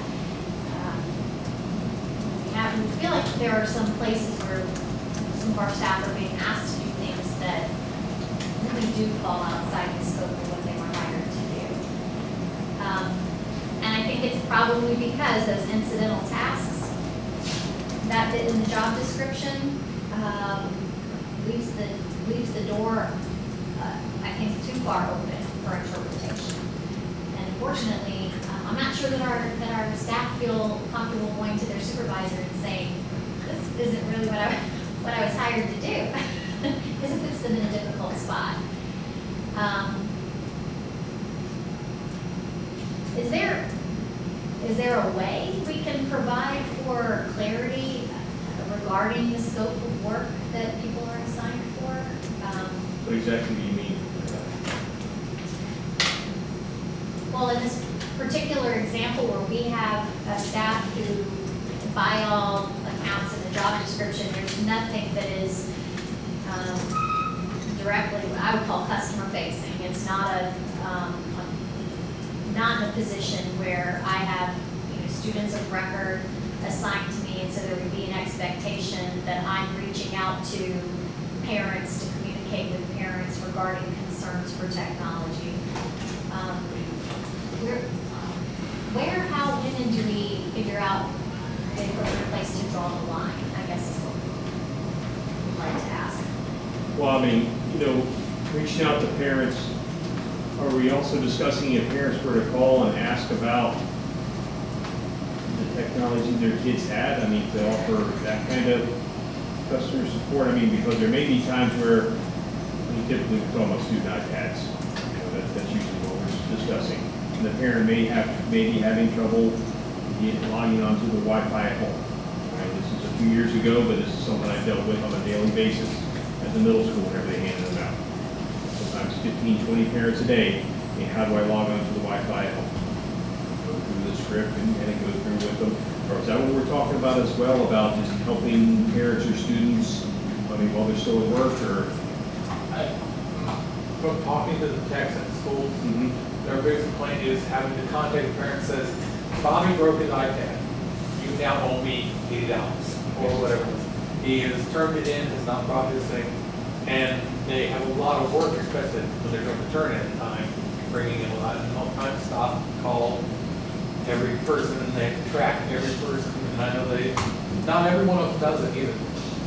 Not every site they're responsible for it, but some sites, the tech's solely responsible for keeping track of broken iPads, and you go to the next school, the student services do it, which is probably more appropriate.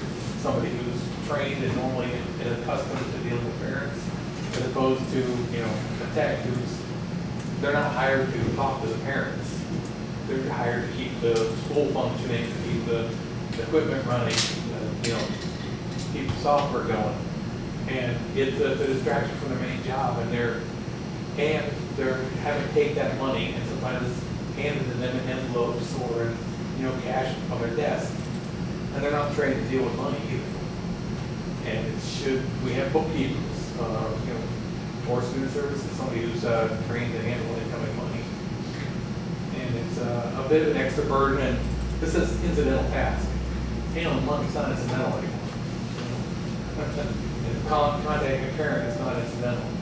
That's a whole extra job that is being put on the tech, and they've got a lot. They're responsible for inventory, and that's not their job description either. And they've got to keep track of an iPad for every kid. It's a lot of work. Everyone here who's gone into their tech's office has probably been talking to them and had a kid walk in with an iPad and have an issue. So they don't have a lot of time to contact parents, and they're not trained to do it. And they're not trained to deal with money either. It's beyond the incidental. The talking with parents, that's why I was asking, are we discussing somebody's calling and having an issue, the Wi-Fi at home? That would fall, in my opinion, into the yes, you help. Yes, just because. But as far as collecting the money, this is the first I've heard that a tech's collecting money. I know I spend a lot of time doing that at the middle school. I iPads brought in that looked like they'd gone through a shredder.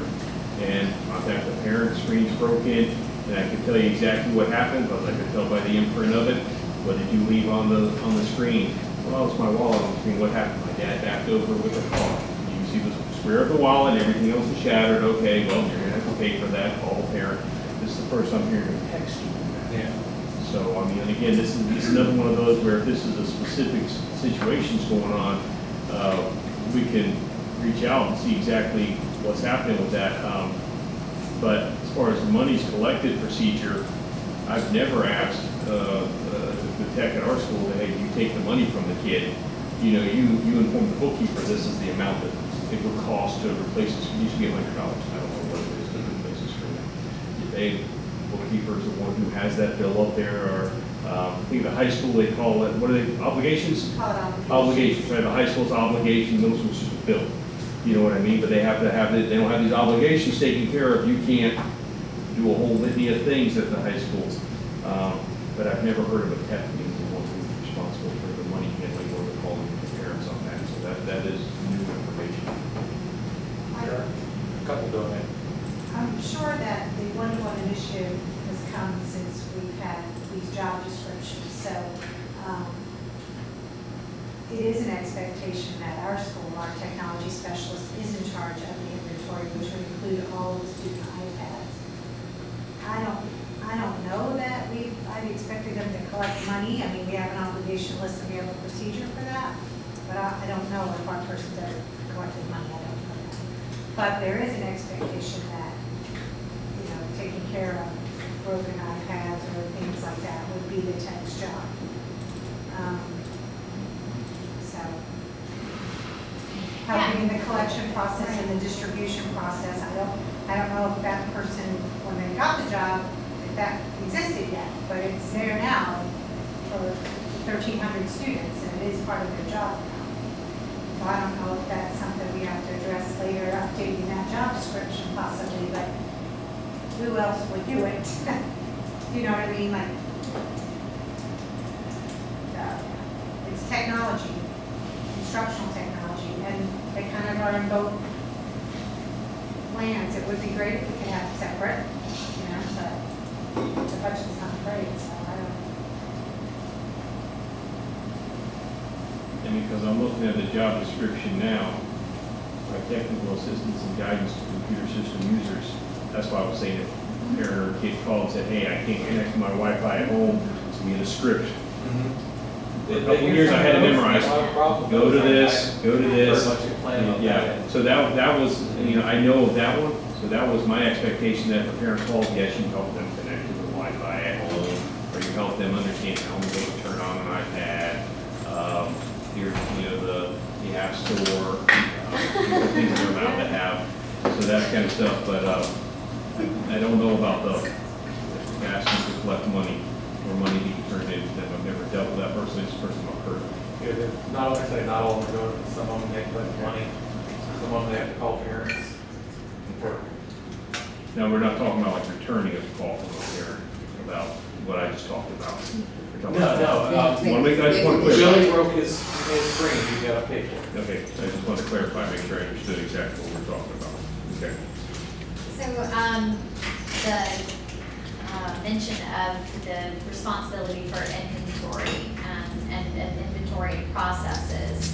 So a couple of different concerns came to light. One being that we have technology support specialists who are being asked to inventory beyond just the computers and the iPads and the Elmos and projectors. Beyond instructional technology, they're looking at inventory general equipment items as part of their roles. Moreover, we were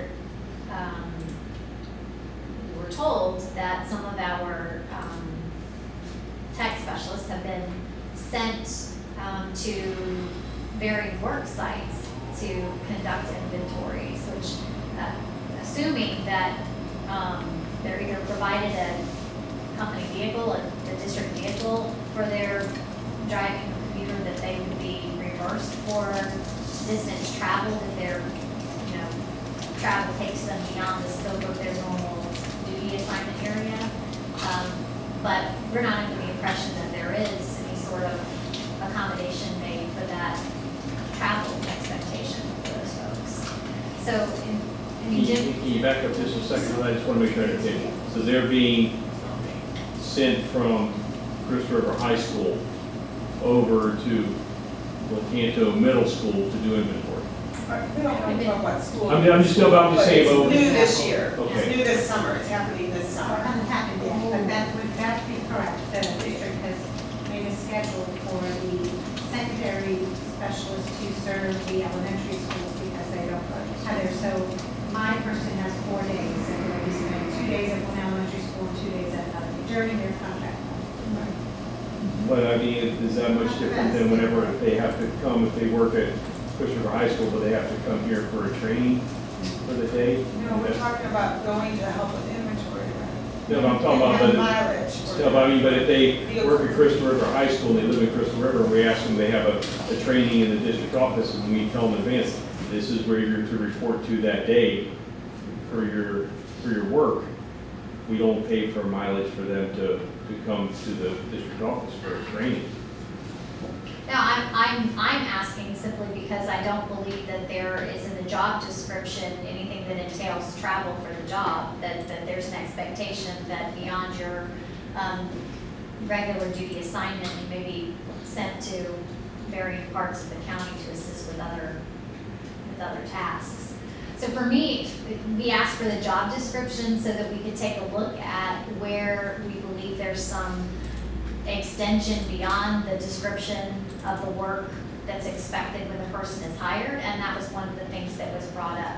We're looking just at this one specific example right now, but I know that there have been concerns from others that, you know, I'm hired as a secretary, you know, for a certain area of the school, and I'm pulled to cover the clinic if, you know, needed, or I'm, you know, pulled to do other, that are not in the scope of my work. For us, I think that's the concern, because it equates to, for our employees, an excessive workload issue. And people are hesitant to say no to something that they perceive as a temporary ask or a one-time event, but those things wear on people over time, and I think we stand to lose good employees if they feel like they're not doing the work they were hired to do. And the expectations of their job are constantly being expanded. So I just think that this was probably the prime example, because some of this stuff is just coming to our attention now, and the practice of having the techs report from their assigned work site to others to assist in activities is something new that we were not aware of until the conversation really opened.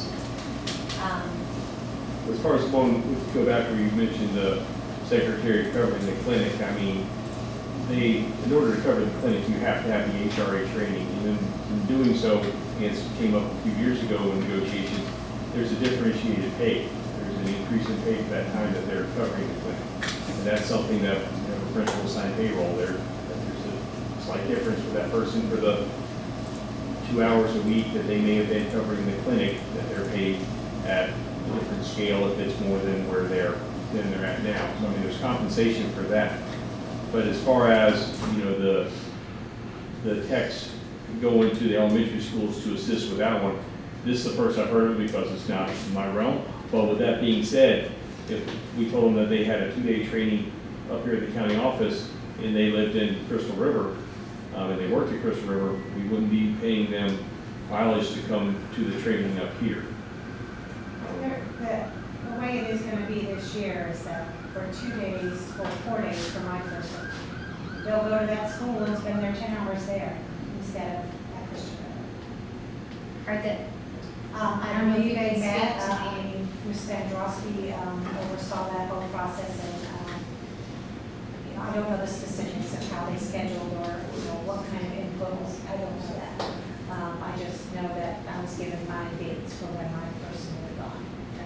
And we didn't, I mean, I don't really, because that's very specific details regarding how these, you know, temporary shuttling or reassignment is supposed to take place.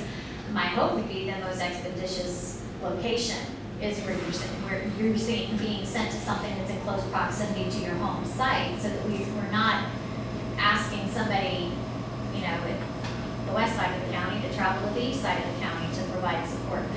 My hope would be that there's like some of those things taken into consideration, but it came to our attention because it is a new expectation, and one of the preeminent conversations we always have anytime we speak with any of our members is workload's heavy, and when I'm asked to do something that seems outside the scope of my work or above and beyond, my workload seems even heavier.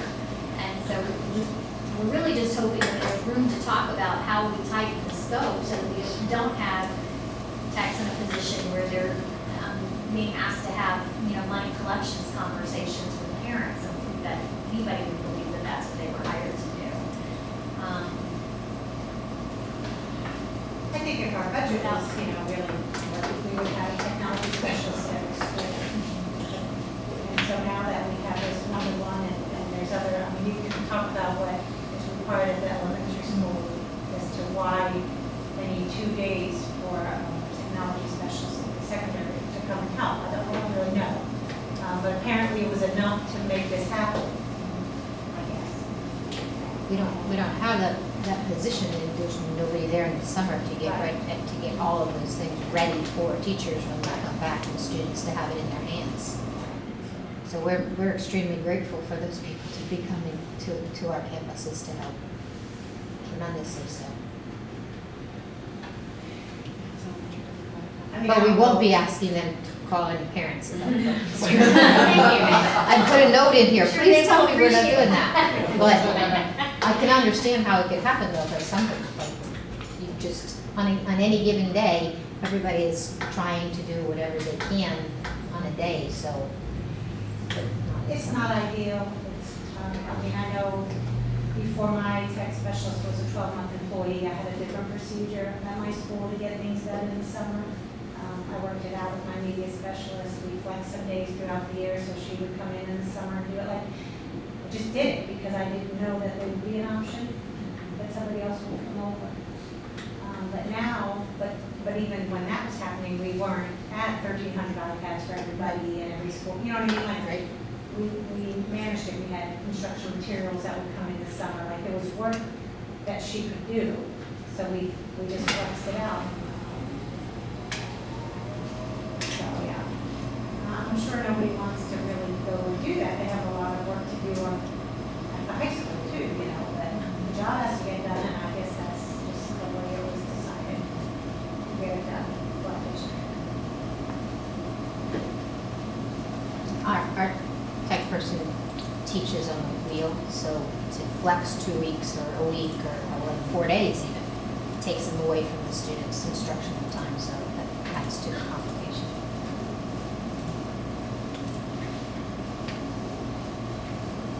So that, going to the elementary schools, that's a new thing this summer that hadn't been, something I never heard of before. I've never heard of the text calling about the monies collection before here. Well, a couple of years. Okay, that's something I've never seen or heard someone requesting that before, so new information. That's I'll look into those processes on that.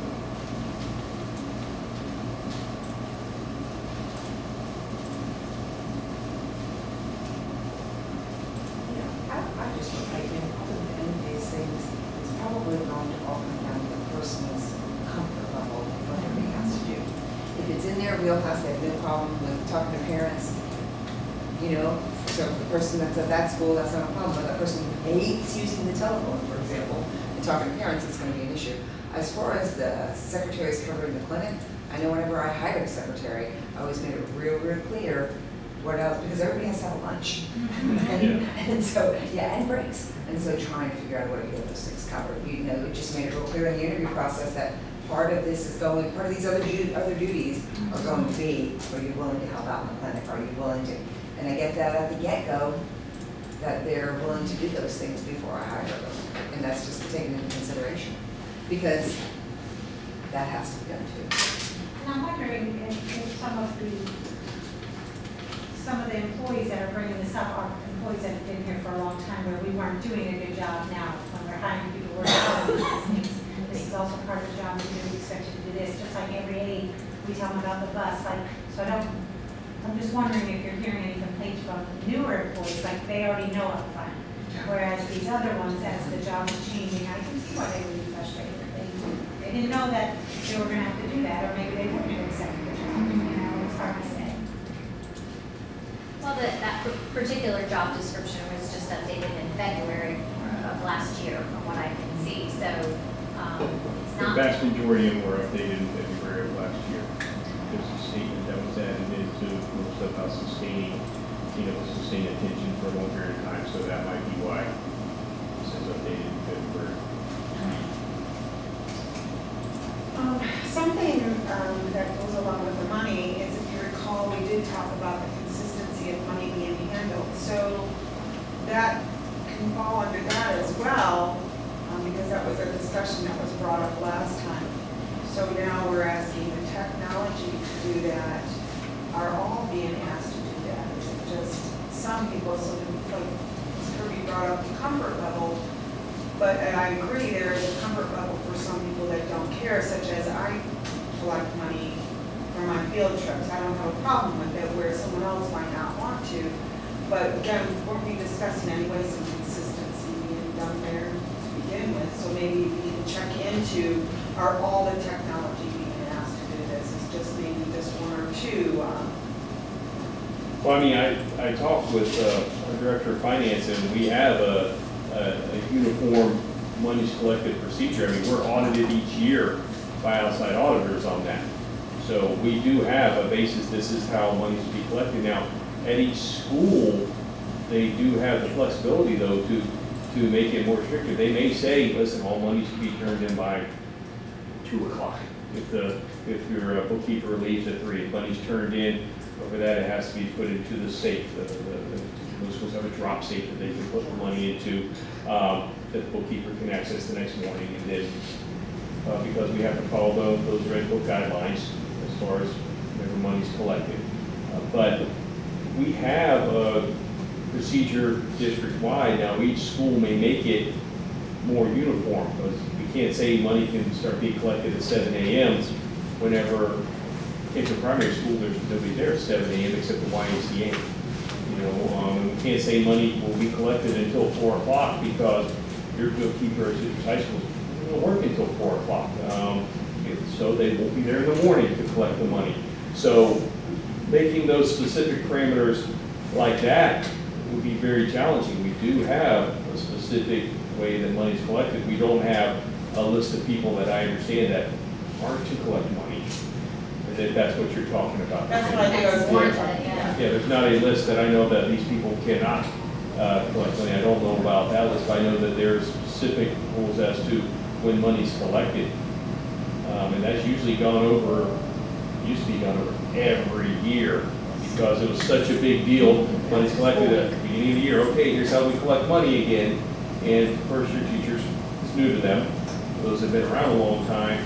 They're old hats at it. They know what the procedure is, but you'll sit through it so that way we can say, yes, we're aware of how it's to be done.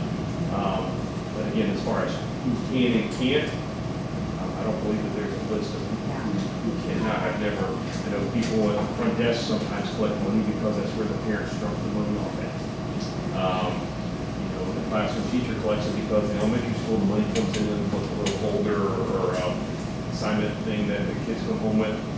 Money comes in that. A little bit different at the high school where the kids are coming in with pockets of change sometimes because Paulsino deals with the obligations all the time in Citrus High School, right? And they come in various forms of money. Yeah. Correct. Mr. calls us now, but they come in constant. And sometimes it's parents, Yeah, parents. sometimes it's, and I imagine. Well, they want to drop off their books. Yeah, or, I got $20 in it. Yeah. And sometimes it might be Ms. Hendrickson at the front desk we've seen it too. Because Ms. McCall's not there, Ms. Paulsino's not there, so there's not a list that I know of that people who cannot collect money, because as Ms. Kirby said, it comes down to comfort level. If we have someone who doesn't mind making the phone calls, I I never collected the monies for the broken iPads and IMS, but I did make phone calls and said that money needs to be turned into our bookkeeper. The kid brought it to me, walked over, they gave the money to the bookkeeper, because that's where the money went. The bookkeeper, they go through, give the kid a receipt, you know, so that's why I was a little bit surprised, for what Craig said. Thanks for bringing it to my attention, I just did not realize. So, but yes, I checked, we do have a very uniform procedure, but each school there has to be some variation of it in order to fit within the parameters of the school. So if we're, I guess, maybe finding out if there is money collection from the technology support specialist, maybe just suggesting to administrators that they look into retraining new teachers, and just, it might be a conversation to have, if they're gonna want that to happen. Make sure that they're being trained as well as, like I said, the teachers have technical issues with that. For money collection? Absolutely. We do it on our tip meetings for all new to the building, regardless of new to teaching or not new to the building. Gets that directly from the bookkeeper, so it goes very specific. And then we do it also for all staff at the back to school week, the preschool week, so that's gone over as well. And then my bookkeeper, who is amazing, every single time there's an event, she's reminding people with a nice big clause at the bottom, if you are not familiar, come see me. And she walks them through it. If for some reason they came mid-year and we missed them somehow, she's got that caveat in there, so it's pretty clear. I would imagine it's similar in elementary schools. Just because we're auditing, so. And our jobs are online. I'm sorry? Yes, our jobs are online. Yeah, yeah, it's audited. Oh, absolutely. It's So, awesome. we can do this right. I don't know, so Forgiveness. every school is doing that, putting that in practice, so just making sure, or just for everybody, not you specifically, but, and that would hit those technology specialists, because if the school hasn't had training in a little while, like an extensive money collection training for new teachers, they can also include their technology specialists to make sure that they've been trained, especially if that's new practice. I don't know, for schools that are doing that, I don't know if they've been having. Well, the expectation would be anyone who is being asked to collect money will be trained on the process for collecting money, right? Okay, yeah. No, that makes perfect sense to me. If you're being asked to collect money, then you taught how that process happens.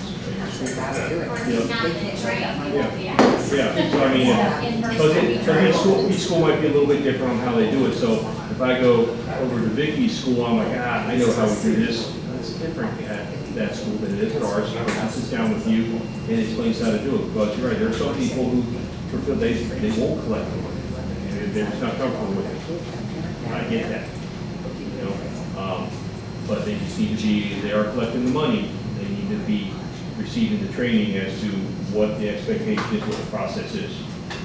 Absolutely, yeah, we'll make administrators aware of that. Anyone who expected to collect money, be trained on that. On the principal, might even have bookkeepers do that, have a sign-in as to the people who came in and got the training. So they come back later and say, no, I didn't. You sat here and went through all that stuff. Yeah, I'll bring that up. Bring that up to all the administrators. It might even just be them inviting or highly suggesting everybody, just because I know like jobs can change as far as like someone who was doing a field trip might back out and then someone has to pick it up, or a new teacher is gonna know when they pick it up. Well, they didn't know they were gonna collect money, so they didn't go to it, you know what I mean? Like I think that when we just say just people who. Well, like I said, we used to do that with all of our instructional staff. The first day they came back, they got a refresher on how to collect money because they're the ones who would be, they're the ones in charge of the kids. You get a field trip, here's my money for my obligation. You know, can I take it up? Miss Paulsina's not here, can you take it? But now every teacher's been aware of that. So, Same I don't, training for Protect and Classified? we used to, yes. Started, But welcome back, everybody's It's incorporated. been 3 years since I've been in the school, so I can say yes, in the schools I was at, yeah, we used to do that. We used to sit down and, yes, for those of us who've been there a long time, it was a little redundant, but for those who haven't, or from a different school, a lot of times you notice that they're like, Why are we doing it that way? That's how this school does it. So if they're gonna be collecting money, they get that training. I don't know how the mandatory trainings are being done this year. It's something that can be done mandatory, but along with that, we have to sit down and go through it. The teacher comes in and goes through that with everybody, something to that effect. The only other challenge that I would say is that sometimes the aides that work directly with kids don't, they start that day before. Yeah. And so all I'm saying is I know that was always a challenge to get them everything that everybody else got. When everybody else is starting on August 1st, they don't start till August 9th. That's why we added the one day a couple of years ago, so they come in August 9th.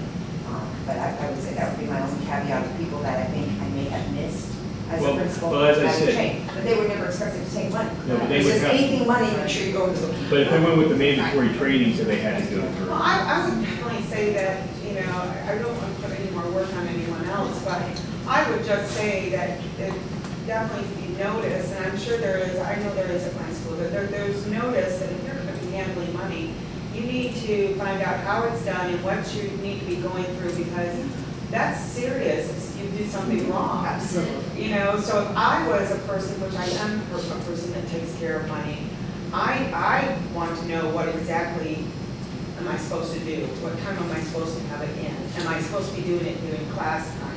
You know, during instructional time? Do I collect money then? I mean, you know, so I don't want to put any more work on anyone else. I just think that everyone should be aware. Oh, no, I- Everyone that's handling money. So if the person says, hey, I need a receipt book for collecting money, have you gone through the training? Do you know exactly how to handle this? Because you're taking on a responsibility of money. Yeah, no, I agree. That's why I think if it's something that we need to just say that, you know, teachers get the refresher on this, as you said, anybody new to the building has to get it because our procedure might be a little different than next door in the middle school. You know, so anyone new to the building has to go through this because this is how we collect money here.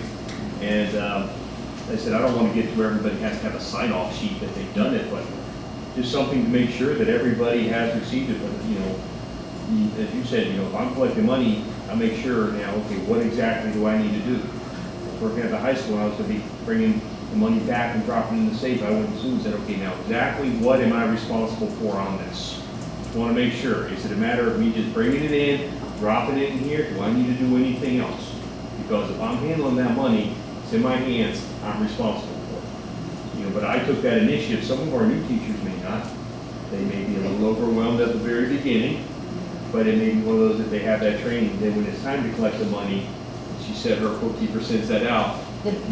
That's the biggest piece, Yeah. is for them to know that bookkeeper and be able to feel comfortable, because even though we go over in the beginning of the year, even though it's on the agendas for the new to the building meetings, you're not going on a field trip till May.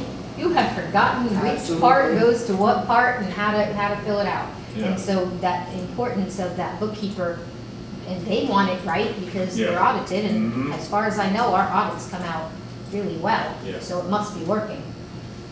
If they just need to feel comfortable going with, one more time, tell me about this, because I don't need it all the time, as Yeah. opposed to other people who might need it all the time. Just bringing back to the workload situation, I think the idea of everybody having training about money collection is great, but if we take the example that's been put on the table with the tech specialist, it's a change and evolving position. Mhm. With the one-to-one initiative now merging into the elementary school, there's more, you know, as we're getting, Oh, yeah. we're building, that job seems to be building, more coming on the plate. So it might be wise to look at the job description for those people, knowing that that's a profession or a section that's just continuing to build, and to keep their morale and their contentment with the job. You know, we want to keep our tech people. And look closely at some of those things that we might say, really this, let's just say money collection, but whatever's on that job description, really this, because all of this is coming to the people, we gotta take something off the plate and move this to somebody more suited, because we know this tech person is now taking on 4 days, whatever, driving to a different school, when those 4 days would have been filled with other responsibilities for their site. I think it behooves us to take a look at the job descriptions, especially with a position like that where it's growing, you know, because we're growing. And just so everybody's aware, when it comes to job descriptions, those are all workshops and taken to the board, and the board approves them. That's not, I can tell you from HR, that is not a short process.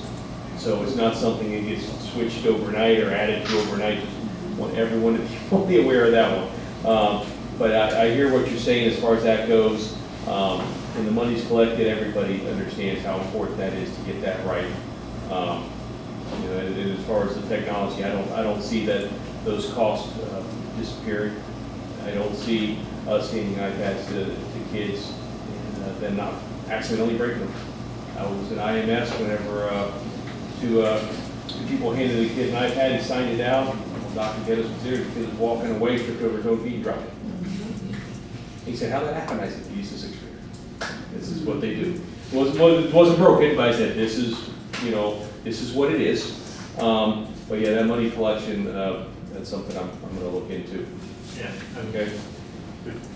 Yeah, this is the first time I've heard of that. That one kind of caught me a little bit off guard. So I'll look into that. Thanks, sir. Oh, no problem.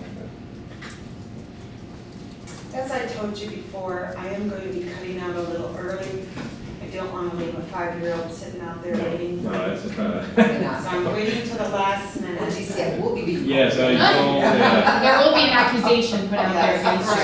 No, they need to go forward with that. Yeah, I'm just waiting till the last minute. That's all right. I don't want to be there waiting for him, you know. Oh, okay, trying to time it just right, okay. So, we come back to your question, yes, there is a uniform system of money collection. How each school handles it is left up to each school, but if there needs to be training to make sure that everyone fully understands what's going on at their school, that's something that I can speak with administrators about to say, hey, make sure that people who would be collecting this money get this. And if there's ever a time where they need to get a refresher of it through the year, that's something they can do. But she brought up a great point about field trips are in May, and they may not remember. And that's when almost, not all, but that's when a lot of our field trips are. And it wouldn't be bad if there's just a brief refresher to go back to middle school, 7th grade teachers. All right, folks, come to your 7th grade meeting, and we're going to talk about monies collected before your field trip. Something to that effect, just to help everybody out, helps the bookkeeper out, it helps the administration out, helps the kids, the parents, and it helps the teachers. So yeah, that's definitely something we can work on, putting those refreshers out there. Especially whenever they have a lot of these field trips happen in May, right? No one's busy in May at a school, so maybe in April, give them a little reminder, to let them know, remind them to come to the bookkeeper if there is an issue or something like that. So we definitely talk with administrators about that. I'd rather do that now going into the summer versus August. Yeah. So that way they can kind of plan that 15-minute conversation with the staff and then prepare them for meeting in October or whatever they might be having their trips. We appreciate that. I hesitate to open any new additional topics at this point in the conversation, but I do want to just very quickly touch on a preeminent concern is that we've been awaiting, I know the district has been awaiting clarification from the state regarding the full implementation of the reading endorsement requirements, and I'm hopeful that we've gotten some information. I don't know if there's any sort of. Which I know you bring this up, I would have made sure Lindsay Wardale was here, she oversees our professional development. I can't answer that right this second. I'll ask her if there's been any information. If there has been, I'll forward it to you. Luckily, that's not on my certificate, but I know there's quite a few people that have it on theirs, and I will forward you whatever she has. What's the question? I'm just So, curious. well, with the change in statute that requires the reading endorsement by 2020, we'd really like clarification of who in our bargaining unit at this point is impacted by that expectation. And what access do they have to professional development that's needed to acquire the endorsement? And in terms of timelines, if there's a chance, and I think we're waiting for some sort of guidance from the DOE on this, what happens in 2020 if they? Well, that, And I can. you know, Lindy sent out an probably email questions. about some of Yeah. that, I don't remember exactly So what it between was. us, we probably can. I can tell you that I am currently enrolled in Reading Endorsement Competency 1. It is free, it is online, and it's all summer long. And my understanding is we just keep working on it. It's just like anything else. I mean, I don't teach those subjects right now. So there are free classes. Yep, it's free, I just finished, we got a little cohort at my school, so instead of having them have to do it all on their own, I allotted one collaboration session a month dedicated for that, and so that that group can get together and work on it together, which makes a huge difference when it's togetherness. I think we finished the first one in April, and the cohort's now in the next one. But it's people that will teach tier 3 intervention students, and which would ESE. lean into ESE at this point in time. And I think what Lindy is waiting on, if I understood her correctly the other day, they're waiting on hearing the same thing that they applied for ESOL, where if you have that position, my understanding is she's waiting to hear. I just forwarded both of you the email to Ms.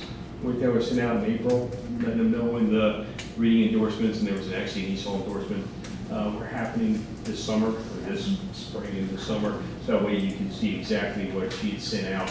And I didn't look into it too much because it wasn't my area that I had to recertify in. I had my own things I had to take care of before June 30th. But I just sent you that so you can see what she sent out to all staff in the middle of April. Were individuals directly notified if they were impacted by the requirement, or was there a blanket explanation? If you're providing tier 3 or your ESC, you need to get the endorsement. I know Lindy sent out the blanket one as far as when that legislation took place, and then at our school, we had faculty meeting where I attempted to re-explain the legislation. Right. And then our approach to offer a cohort to jump in and do it together. I don't know if that answers your question or not. I don't think there was clarification on who needed to take it and who didn't. I think that's the problem. Well, and I think we've got more and more clarification, like we know that all ESE teachers that teach at the elementary level or teach reading have to take it. Whether Well, they teach we're access hearing students, secondary too. That's the problem, is the secondary people are confused. if they are Am I supposed teaching, to be taking this? What the heck am I supposed to? and I think if it's any kind of reading interventions, they have to be taking it. But again, I'm speaking for. I would think so remedial reading. any remedial too. reading class, which would include ESE. So those people would necessarily, if they're assigned to teach a remedial reading, would be already endorsed or certified for reading, correct? Like, I mean, at the secondary level, I don't know about secondary. Well, we have, is that including, with the tier 3, is that including an inclusion class, reading inclusion? So for your ones, your low ones, who might also, would that be what we're talking about? Is that, I don't know exactly what's considered tier 3. At the elementary level, our level 1s are more than likely sitting in tier 3, but not necessarily. Okay. So they might, So, they but might you just see the be. confusion happening. We have people confused here. So we have people, teachers that are confused here.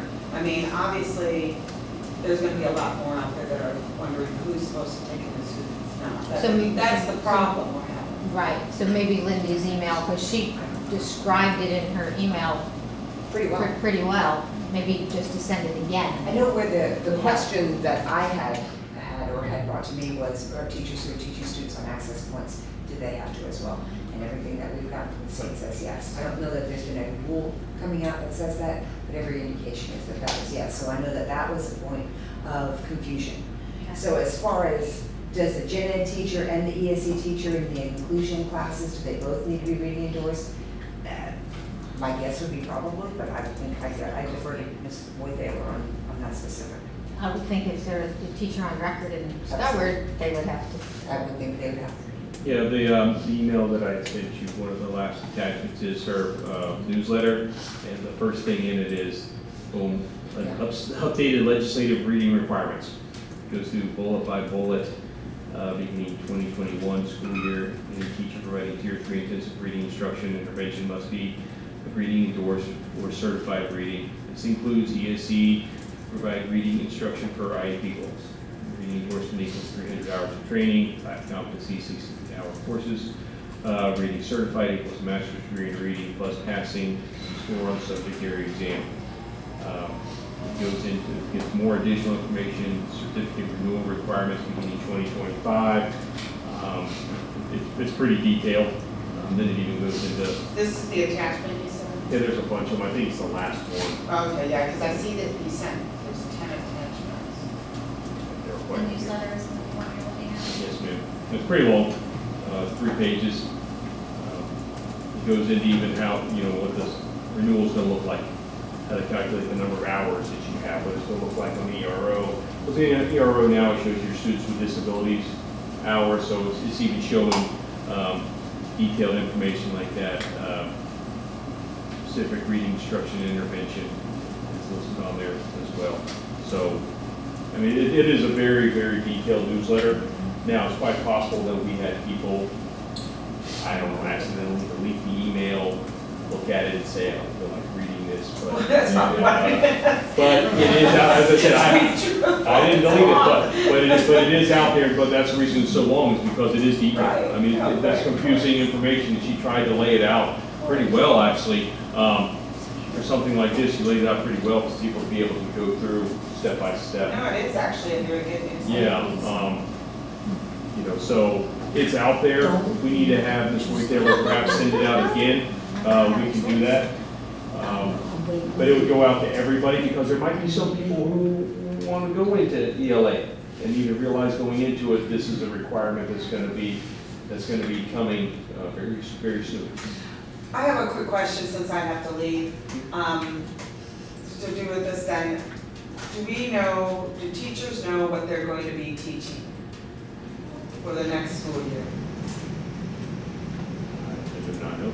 I mean, because that's something we did bring up before last bargaining session, and it is something that we thought was an expectation this year, but I know that for a fact, not every school is told teachers what they're teaching, because this would be one of them too, then, am I going to be needing? Well, and that's just like last year, whenever I'm told that there's a school that hasn't told the staff what they're teaching, I've contacted the school and said, you need to give them some ideas of what's going on. I understand you have personnel issues. I understand you have 3 people who aren't going to be teaching science next year who left, and you got to fill that, and you don't maybe know what the people are teaching science, but you need to give them some general understanding as to what that they will be teaching. May not be an exact subject. You may have to pick up a class of this, but there needs to be something done, just like last year whenever it was told, reached out to everybody and said, why aren't you telling them?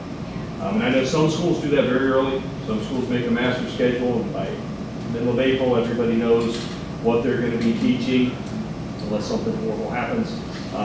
But I do know that there are some issues with people leaving that kind of throw a monkey wrench in there. We have some schools that are very fortunate, have almost everything filled in, because no one's leaving. We have some who have quite a few. So that's still the case that you and I spoke about before. Okay, then I know they're still working today, so I'm going to reach out to them again today. It just makes such a difference with how the teachers will be spending their summer break in terms of, do I need to jump on some of this PD? Because I don't want to, encumber myself during the school year with it, that sort of thing. Plus the additional time you have to plan, prep, and collaborate with your potential grade level or subject area partners is invaluable. But we acknowledged that last year. That's the reason why last year, whenever it was brought up, I made phone calls to the administrators, and most of them had. There were a few that hadn't, and I said, we get on that. Things change, and we need to notify the people immediately if there is a change.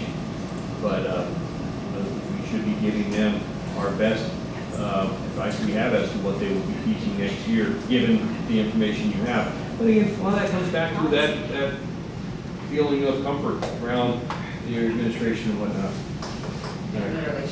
See you, Vicki. That last Yeah. minute switch that happens toward the end of the summer where an opening happens to occur in another school, then that person goes to that school. Yeah. Now you have an opening unfilled, you've got to change things at the last minute. That's that- when I think that happens Yeah, a little and, bit. and last year, we did put in, we had a TA on that one, that if there were to change within that 2 weeks, you know, your position were to change, if you were teaching, you know, kindergarten, and now all of a sudden they have you teaching 4th grade. If you wanted to, you could apply at another school. What the problem is that now, taking a job at another school, now I have a hole here at this school that, so that, you know, we're getting back on that wheel, but it was put in there for that reason. So that we can't predict all that stuff. Can I verify something? This, as long as the teacher has started the process by that date, not completed it by that date, is that our understanding? That's what's The pending. reading endorsement. Oh. That's what they're waiting to hear. That's the real. I would like to say I have an answer to that, but that's I DOE. can't imagine that they're not gonna have practice. You'd have a whole lot of Just like people. out of field or anything else. I mean, Right. we don't have spare teachers. Right. Well, and that's what I was saying. Because they're not in that basement I keep What looking they- for. That's With the extra essentially money. What, like, are what they asking every ELA teacher eventually to get this reading endorsement? Because I have teachers in my school, they're like, I'm not doing it because it's kind of, but I mean, I feel like then you only have a certain amount of teachers that can teach your inclusive classes. So would be the hope would be that we all ELA teachers would Kind of have like it. Esau. I hate to speak this way, but, And and again, anybody who came out after 2006 has it. yeah, Or has it all but one competency or something. I mean, it's, so all you babies have it. that's the same thing that we saw when people graduate from the state university. ESOL certification is an issue for them after this date, because they were received it in their instruction at a state teacher preparation school. So this, but we don't know, I mean, these, you know, they change rules on things pretty quickly, and they change them a little late in the game. They change rules on the general knowledge test, but we can have left the school. So I don't have an answer for that one, what the state's gonna do.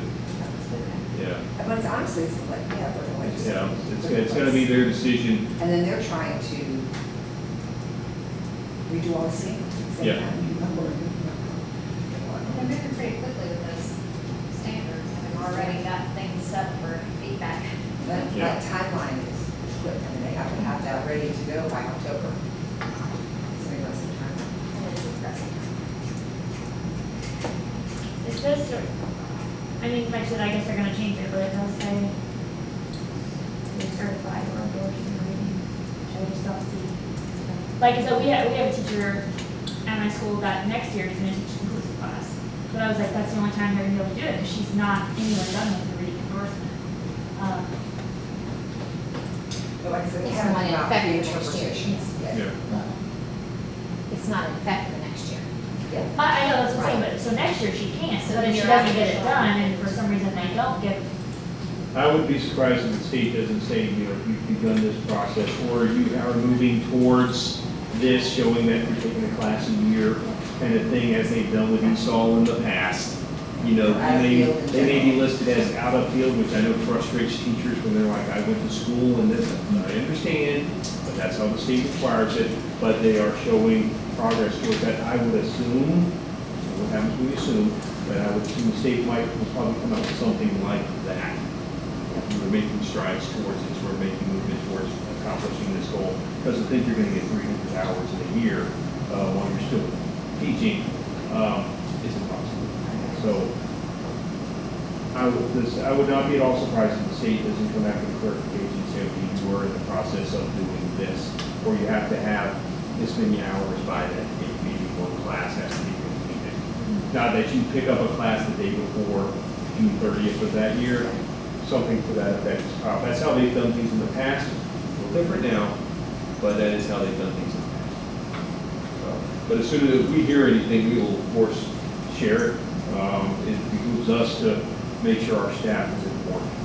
Because, I mean, I can talk to any of my principals in here, and I can tell you, the last thing they want is to lose a teacher because someone will change the certification. lose somebody good because they didn't dot an I or cross a T. You know, we do have that happen all the time. So if something changes, we will absolutely put it out there, as Ms. Boyd Taylor did. We'll just need to make sure everybody reads it. But, you know, it's detailed, but it has to be detailed in order to understand it sometimes. So this is a message that will likely be recirculated at the start of the year, when coming back as a Oh, yeah. refresher to. Oh, yes. I mean, we can send it now, but it's the summer. And when they come back and they're going through 300 emails that are sitting in their inbox, the newsletter's not going to be one that's going to be high on their list of readers. So probably when they come back, we'll be able to send it out. Well, can I suggest that with the 10 minutes that we have left, we maybe create an agenda and a schedule for our next, and dare I hope, second last table before we get into events of economics and all that good stuff? Yeah, it's fine with me.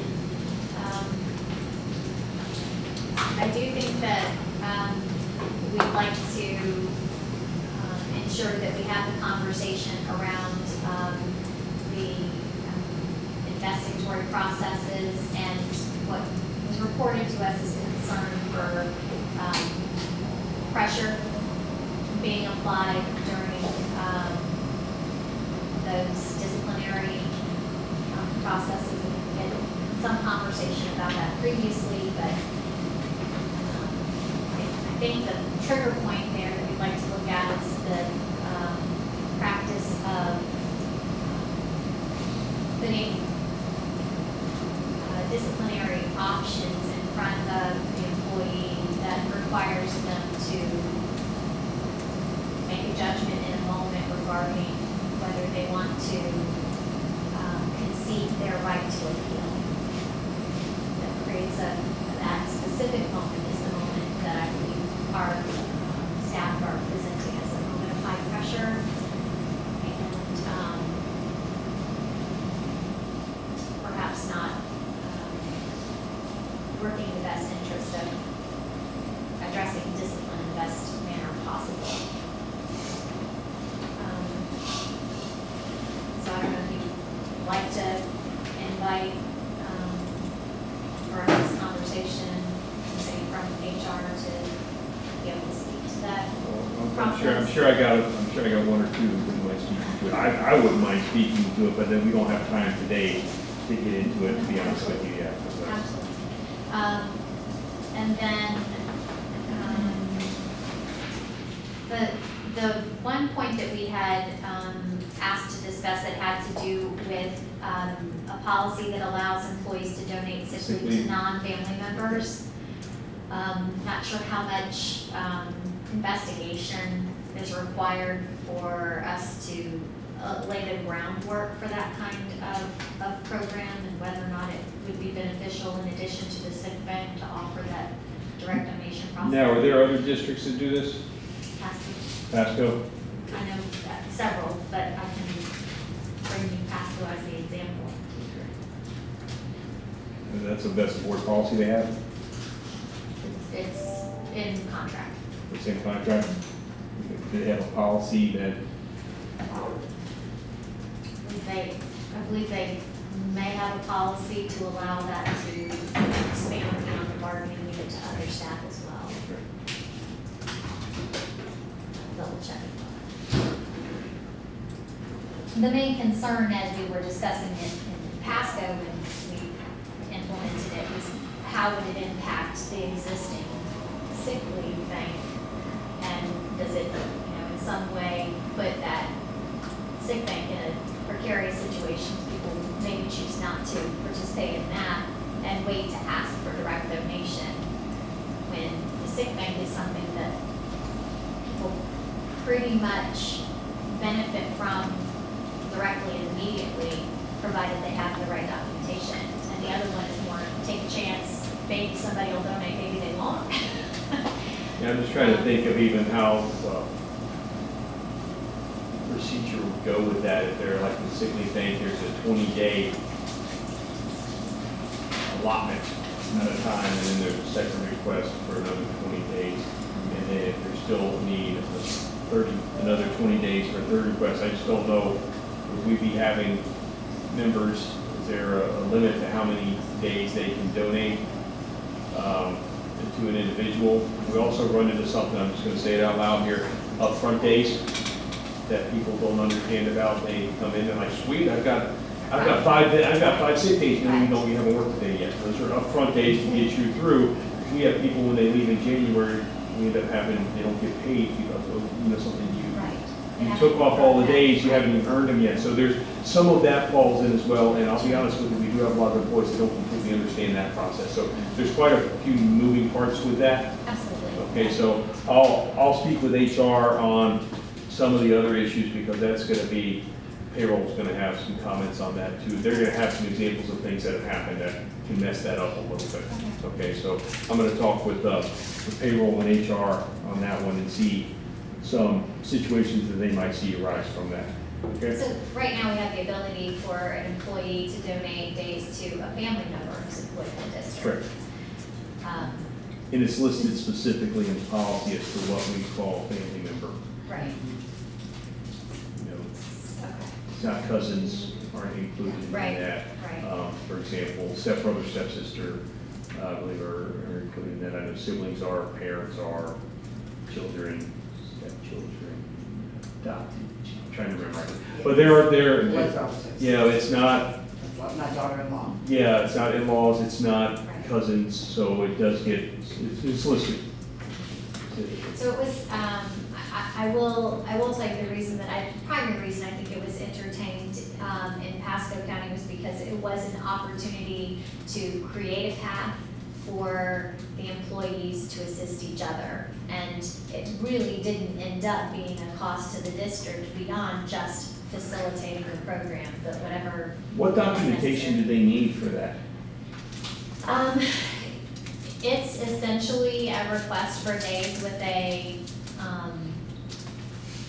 document that states that the reason for the need, the doctor, kind of like an FMLA. Okay, because I mean, ours right now, if my wife were to request some of my days, she would have to provide a note stating from the doctor, here's the days she was seen by the doctor, here's days one of my children might have been seen by the doctor. If the doctor said that she had to be out for 3 days, and well, I would request to transfer this many hours.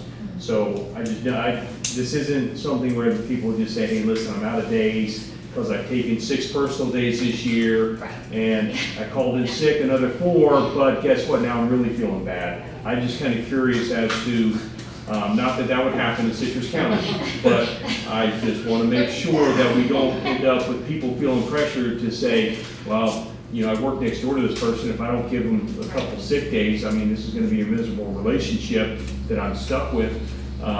That's one of my concerns. Right, and so I'll share with you the way it was, it's working in Pasco. There's a request process that's facilitated by the district office. There's not let me go to my neighbor and ask them to give me days. You don't want to have to intercede as the administrator Yeah. when those kinds of conversations go awry and get ugly. So I think we can look at it as an example. I don't know, every district functions a little bit differently. You may have a sick bank that is covering every bit of the need that the employees experience, but it's an opportunity that's allowed in statute now for us to provide direct donation from employee to employee without the confines of a Is there any way relationship. that you can get us that, what Pasco has, the form or whatever that they use? I will get everything together that I possibly can I'd like to see in that. advance if you Okay. get a chance to look it over. Okay.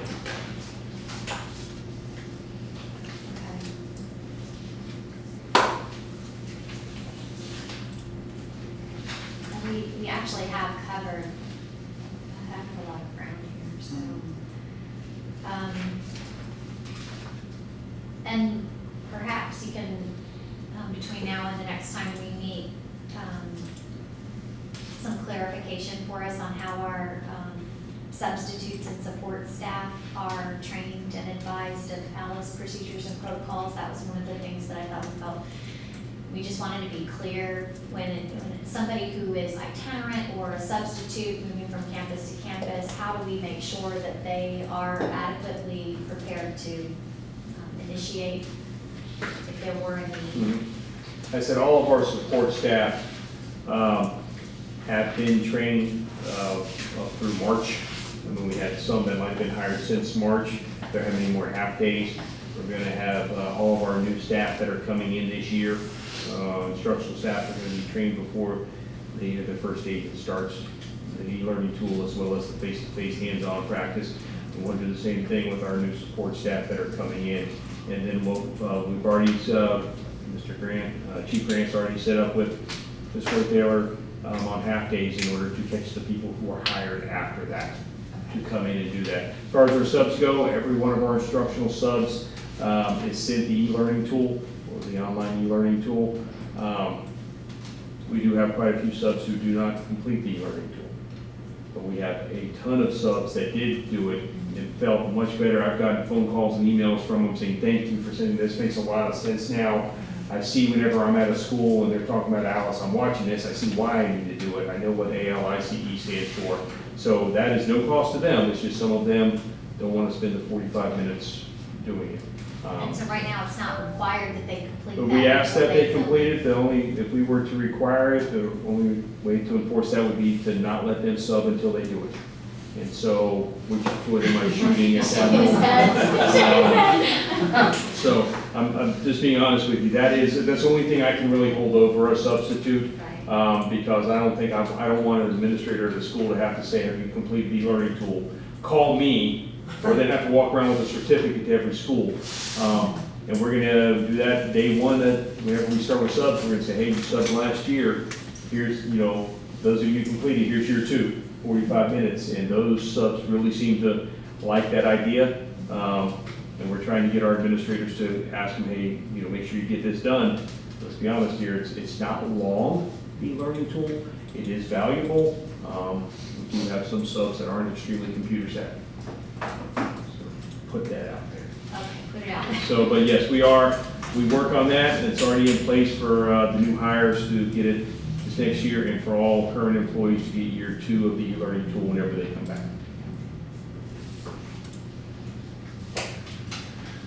All right, well, those will give us starting points for conversation in our next go. And I know with summer, schedules are probably all over the place. Mm-hmm. Our team knows that if they have personal matters and other things they are attending to this summer, that we just ask them to let us know if they can't be here. But I don't know that you necessarily have that same kind of flexibility with your team. So if there are particular considerations on the schedule, in terms of when we can get together next, please by all means let me know. Okay, yeah, that could be a challenge. Because I know that we have some professional developments coming up. Some district level things for all administrators. Then throw in there, I know some people are gonna be on vacations from time to time, so when are you talking about?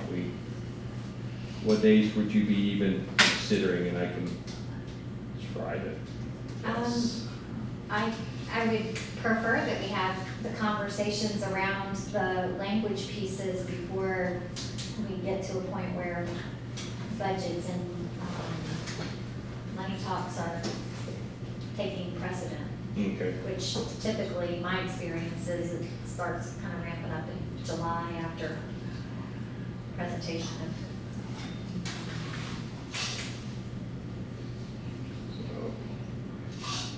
12-month, 11-month people come back when? 15th of July? 17th, I think. Wednesday? Last week at school we're back on a Tuesday, we're gone on a Thursday, half days. Staff comes back teachers come back on the 1st, correct? Yes. Okay, just want to make sure I got that. And support comes back on the 9th, right? Correct. First day's on the 12th. Correct. So as far as you're talking about the health insurance, we'll probably, if I'm at all lucky, the the 20th would probably be whenever we took that, August 20th would be when we took that to the health insurance committee, so that's like the earliest we're talking about health insurance rates. Yeah. For next year would be the middle of August. You were asking about that earlier. When do we have welcome back at? The It's like the 25th? 22nd, no, 22nd, 23rd, 23rd is strategic planning. and so the So the 22nd. 22nd. And said, oh, I only have to go 23rd. And, No, Is it, well, I think the week of the 22nd is out. it is. Is this for strategic Yes, plan? ma'am. Just in the 23rd, and then I think the welcome back is that week as well, and so they're just not gonna be in the Yeah, school. there's So Mr. nothing. Herman's saying No, he's been in the because the school 2 strategic hours. plan, Yeah. the first half is at our schools with our teams, the second half is at a district. And our 11-month only to come back is the 17th. I invited Well, yeah. the district team, is Like 18. the leadership team, sent Like me 18 and whatnot. She's Yeah. 11-month, and that's when you come email I back. sent out, it was July 22nd, the first half of the day. They're coming back early. Yeah. You would- I'm trying to think when we would have people in the schools, because for me to pull these three, and they're the only ones in their schools, you know what I mean, that doesn't work, because, I don't even know when you start having parents showing up all summer long, kind of.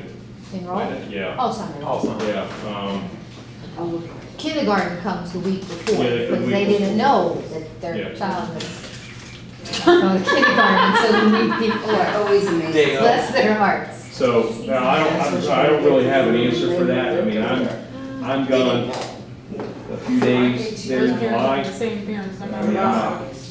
Bless their hearts. Only problem with August is that we run into very quickly, I mean, we're already back into pre-planning with our staff, with our teachers. Pre-planning is fine with me, but I'm not in school. Everybody else is a problem for, so, I'm trying to be considerate, What folks. about the 17th or the 18th of July? Is cranked up for me. Okay, September. Now we're talking, we are full on into money conversations at that point, though. Right. So that's, September? yeah, So the week of July 22nd, you said you have the 22nd and the 23rd are And already. they're already in the 25th, and I have to meet with Teamsters on the 24th. Yeah, That was gonna be my go-to day, right? good times there. Can't wait.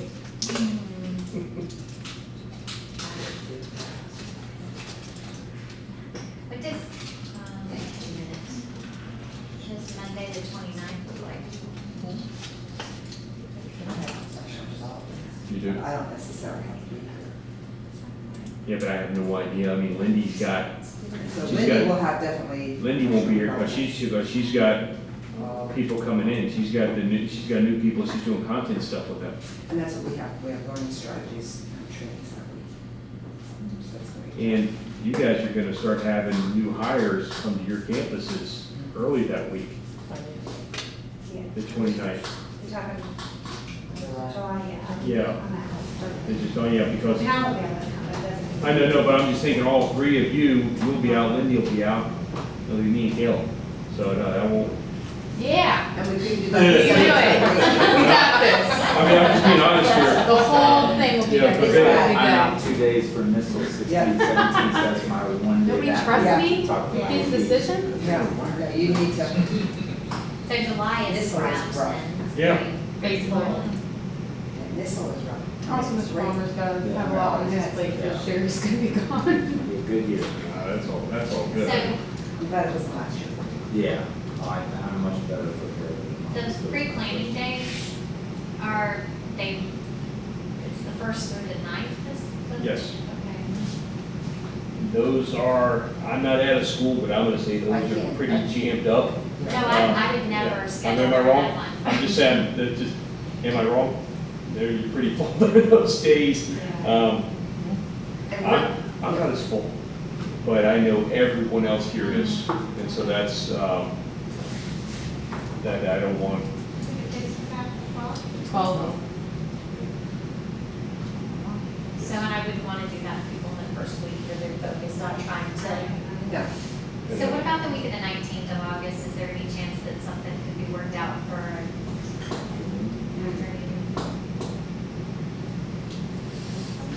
Isn't that when we're going new hire, I mean, not new hire, I'm sorry, health insurance committee? Yeah, they'll probably be on the 20th. We usually do it on a Tuesday. Try to do it on the first Tuesday, but we're not gonna do that out there for cleaning. About the week of the 26th of August. That just gives, I mean, because that's only the second, it's only like the third day kindergartners are there if we're doing anything the week of the 19th. Or workshop at the first week. I'll tell them the Tuesday. The whole week. on that Yeah. Tuesday. But the week of the 26th, Are you gonna go? 27th, 28th, yeah, when is this? I'm just not available on Mondays at all. No, the Mondays won't work. I realize that. That's, So I do have availability the 28th or 29th, Wednesday or Thursday. I don't know what the AP schedule is. If we go a Thursday, that's an AP meeting day, but I don't know which day they're meeting. Which makes it difficult for us to get away. yeah, no, you're right. When do they usually?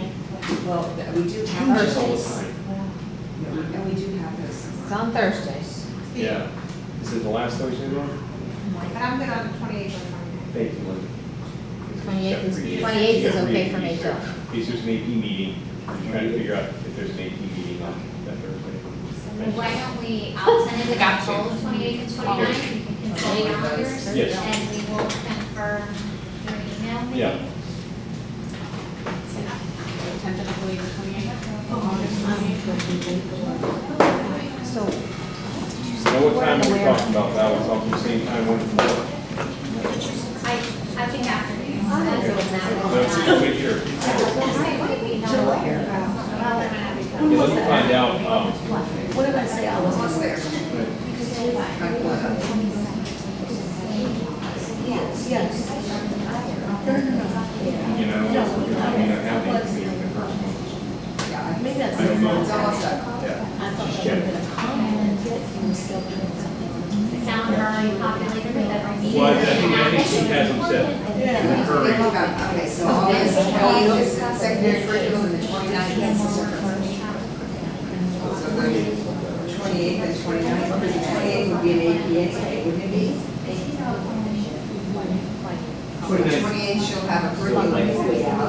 Wednesday, so Tuesday's school board workshop, Wednesday is secondary curriculum, Thursday is assistant principal. So I think, yeah, one of those days, but I think, secondary. Yeah, so Wednesday, 28th may be better as far as that goes. Who usually, what were we talking about? Secondary curriculum for the 28th. Yeah, so that won't affect It the. won't affect Vicky at all, but it'll affect Lynn, Yeah. and it'll affect Although Rob. Linda's got three, Right.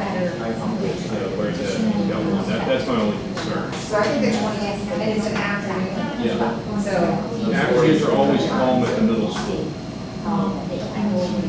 So the 28th, I've been away for a while. Maybe you should write your cover. I love the afternoons, it's always exciting. Yeah. Always, it's like a puzzle, try to put it together. All right, so we're looking at the 28th, I'll confirm and I'll email you. The 28th, I'm okay? gonna double check my schedule, I have 2 other districts that Okay. have calendars, I've got it. All right, good. And so we won't make official unless we talk about it. Okay? All right, you good? All right, thank you folks, I appreciate it. Great, thank you, sir. And that was another.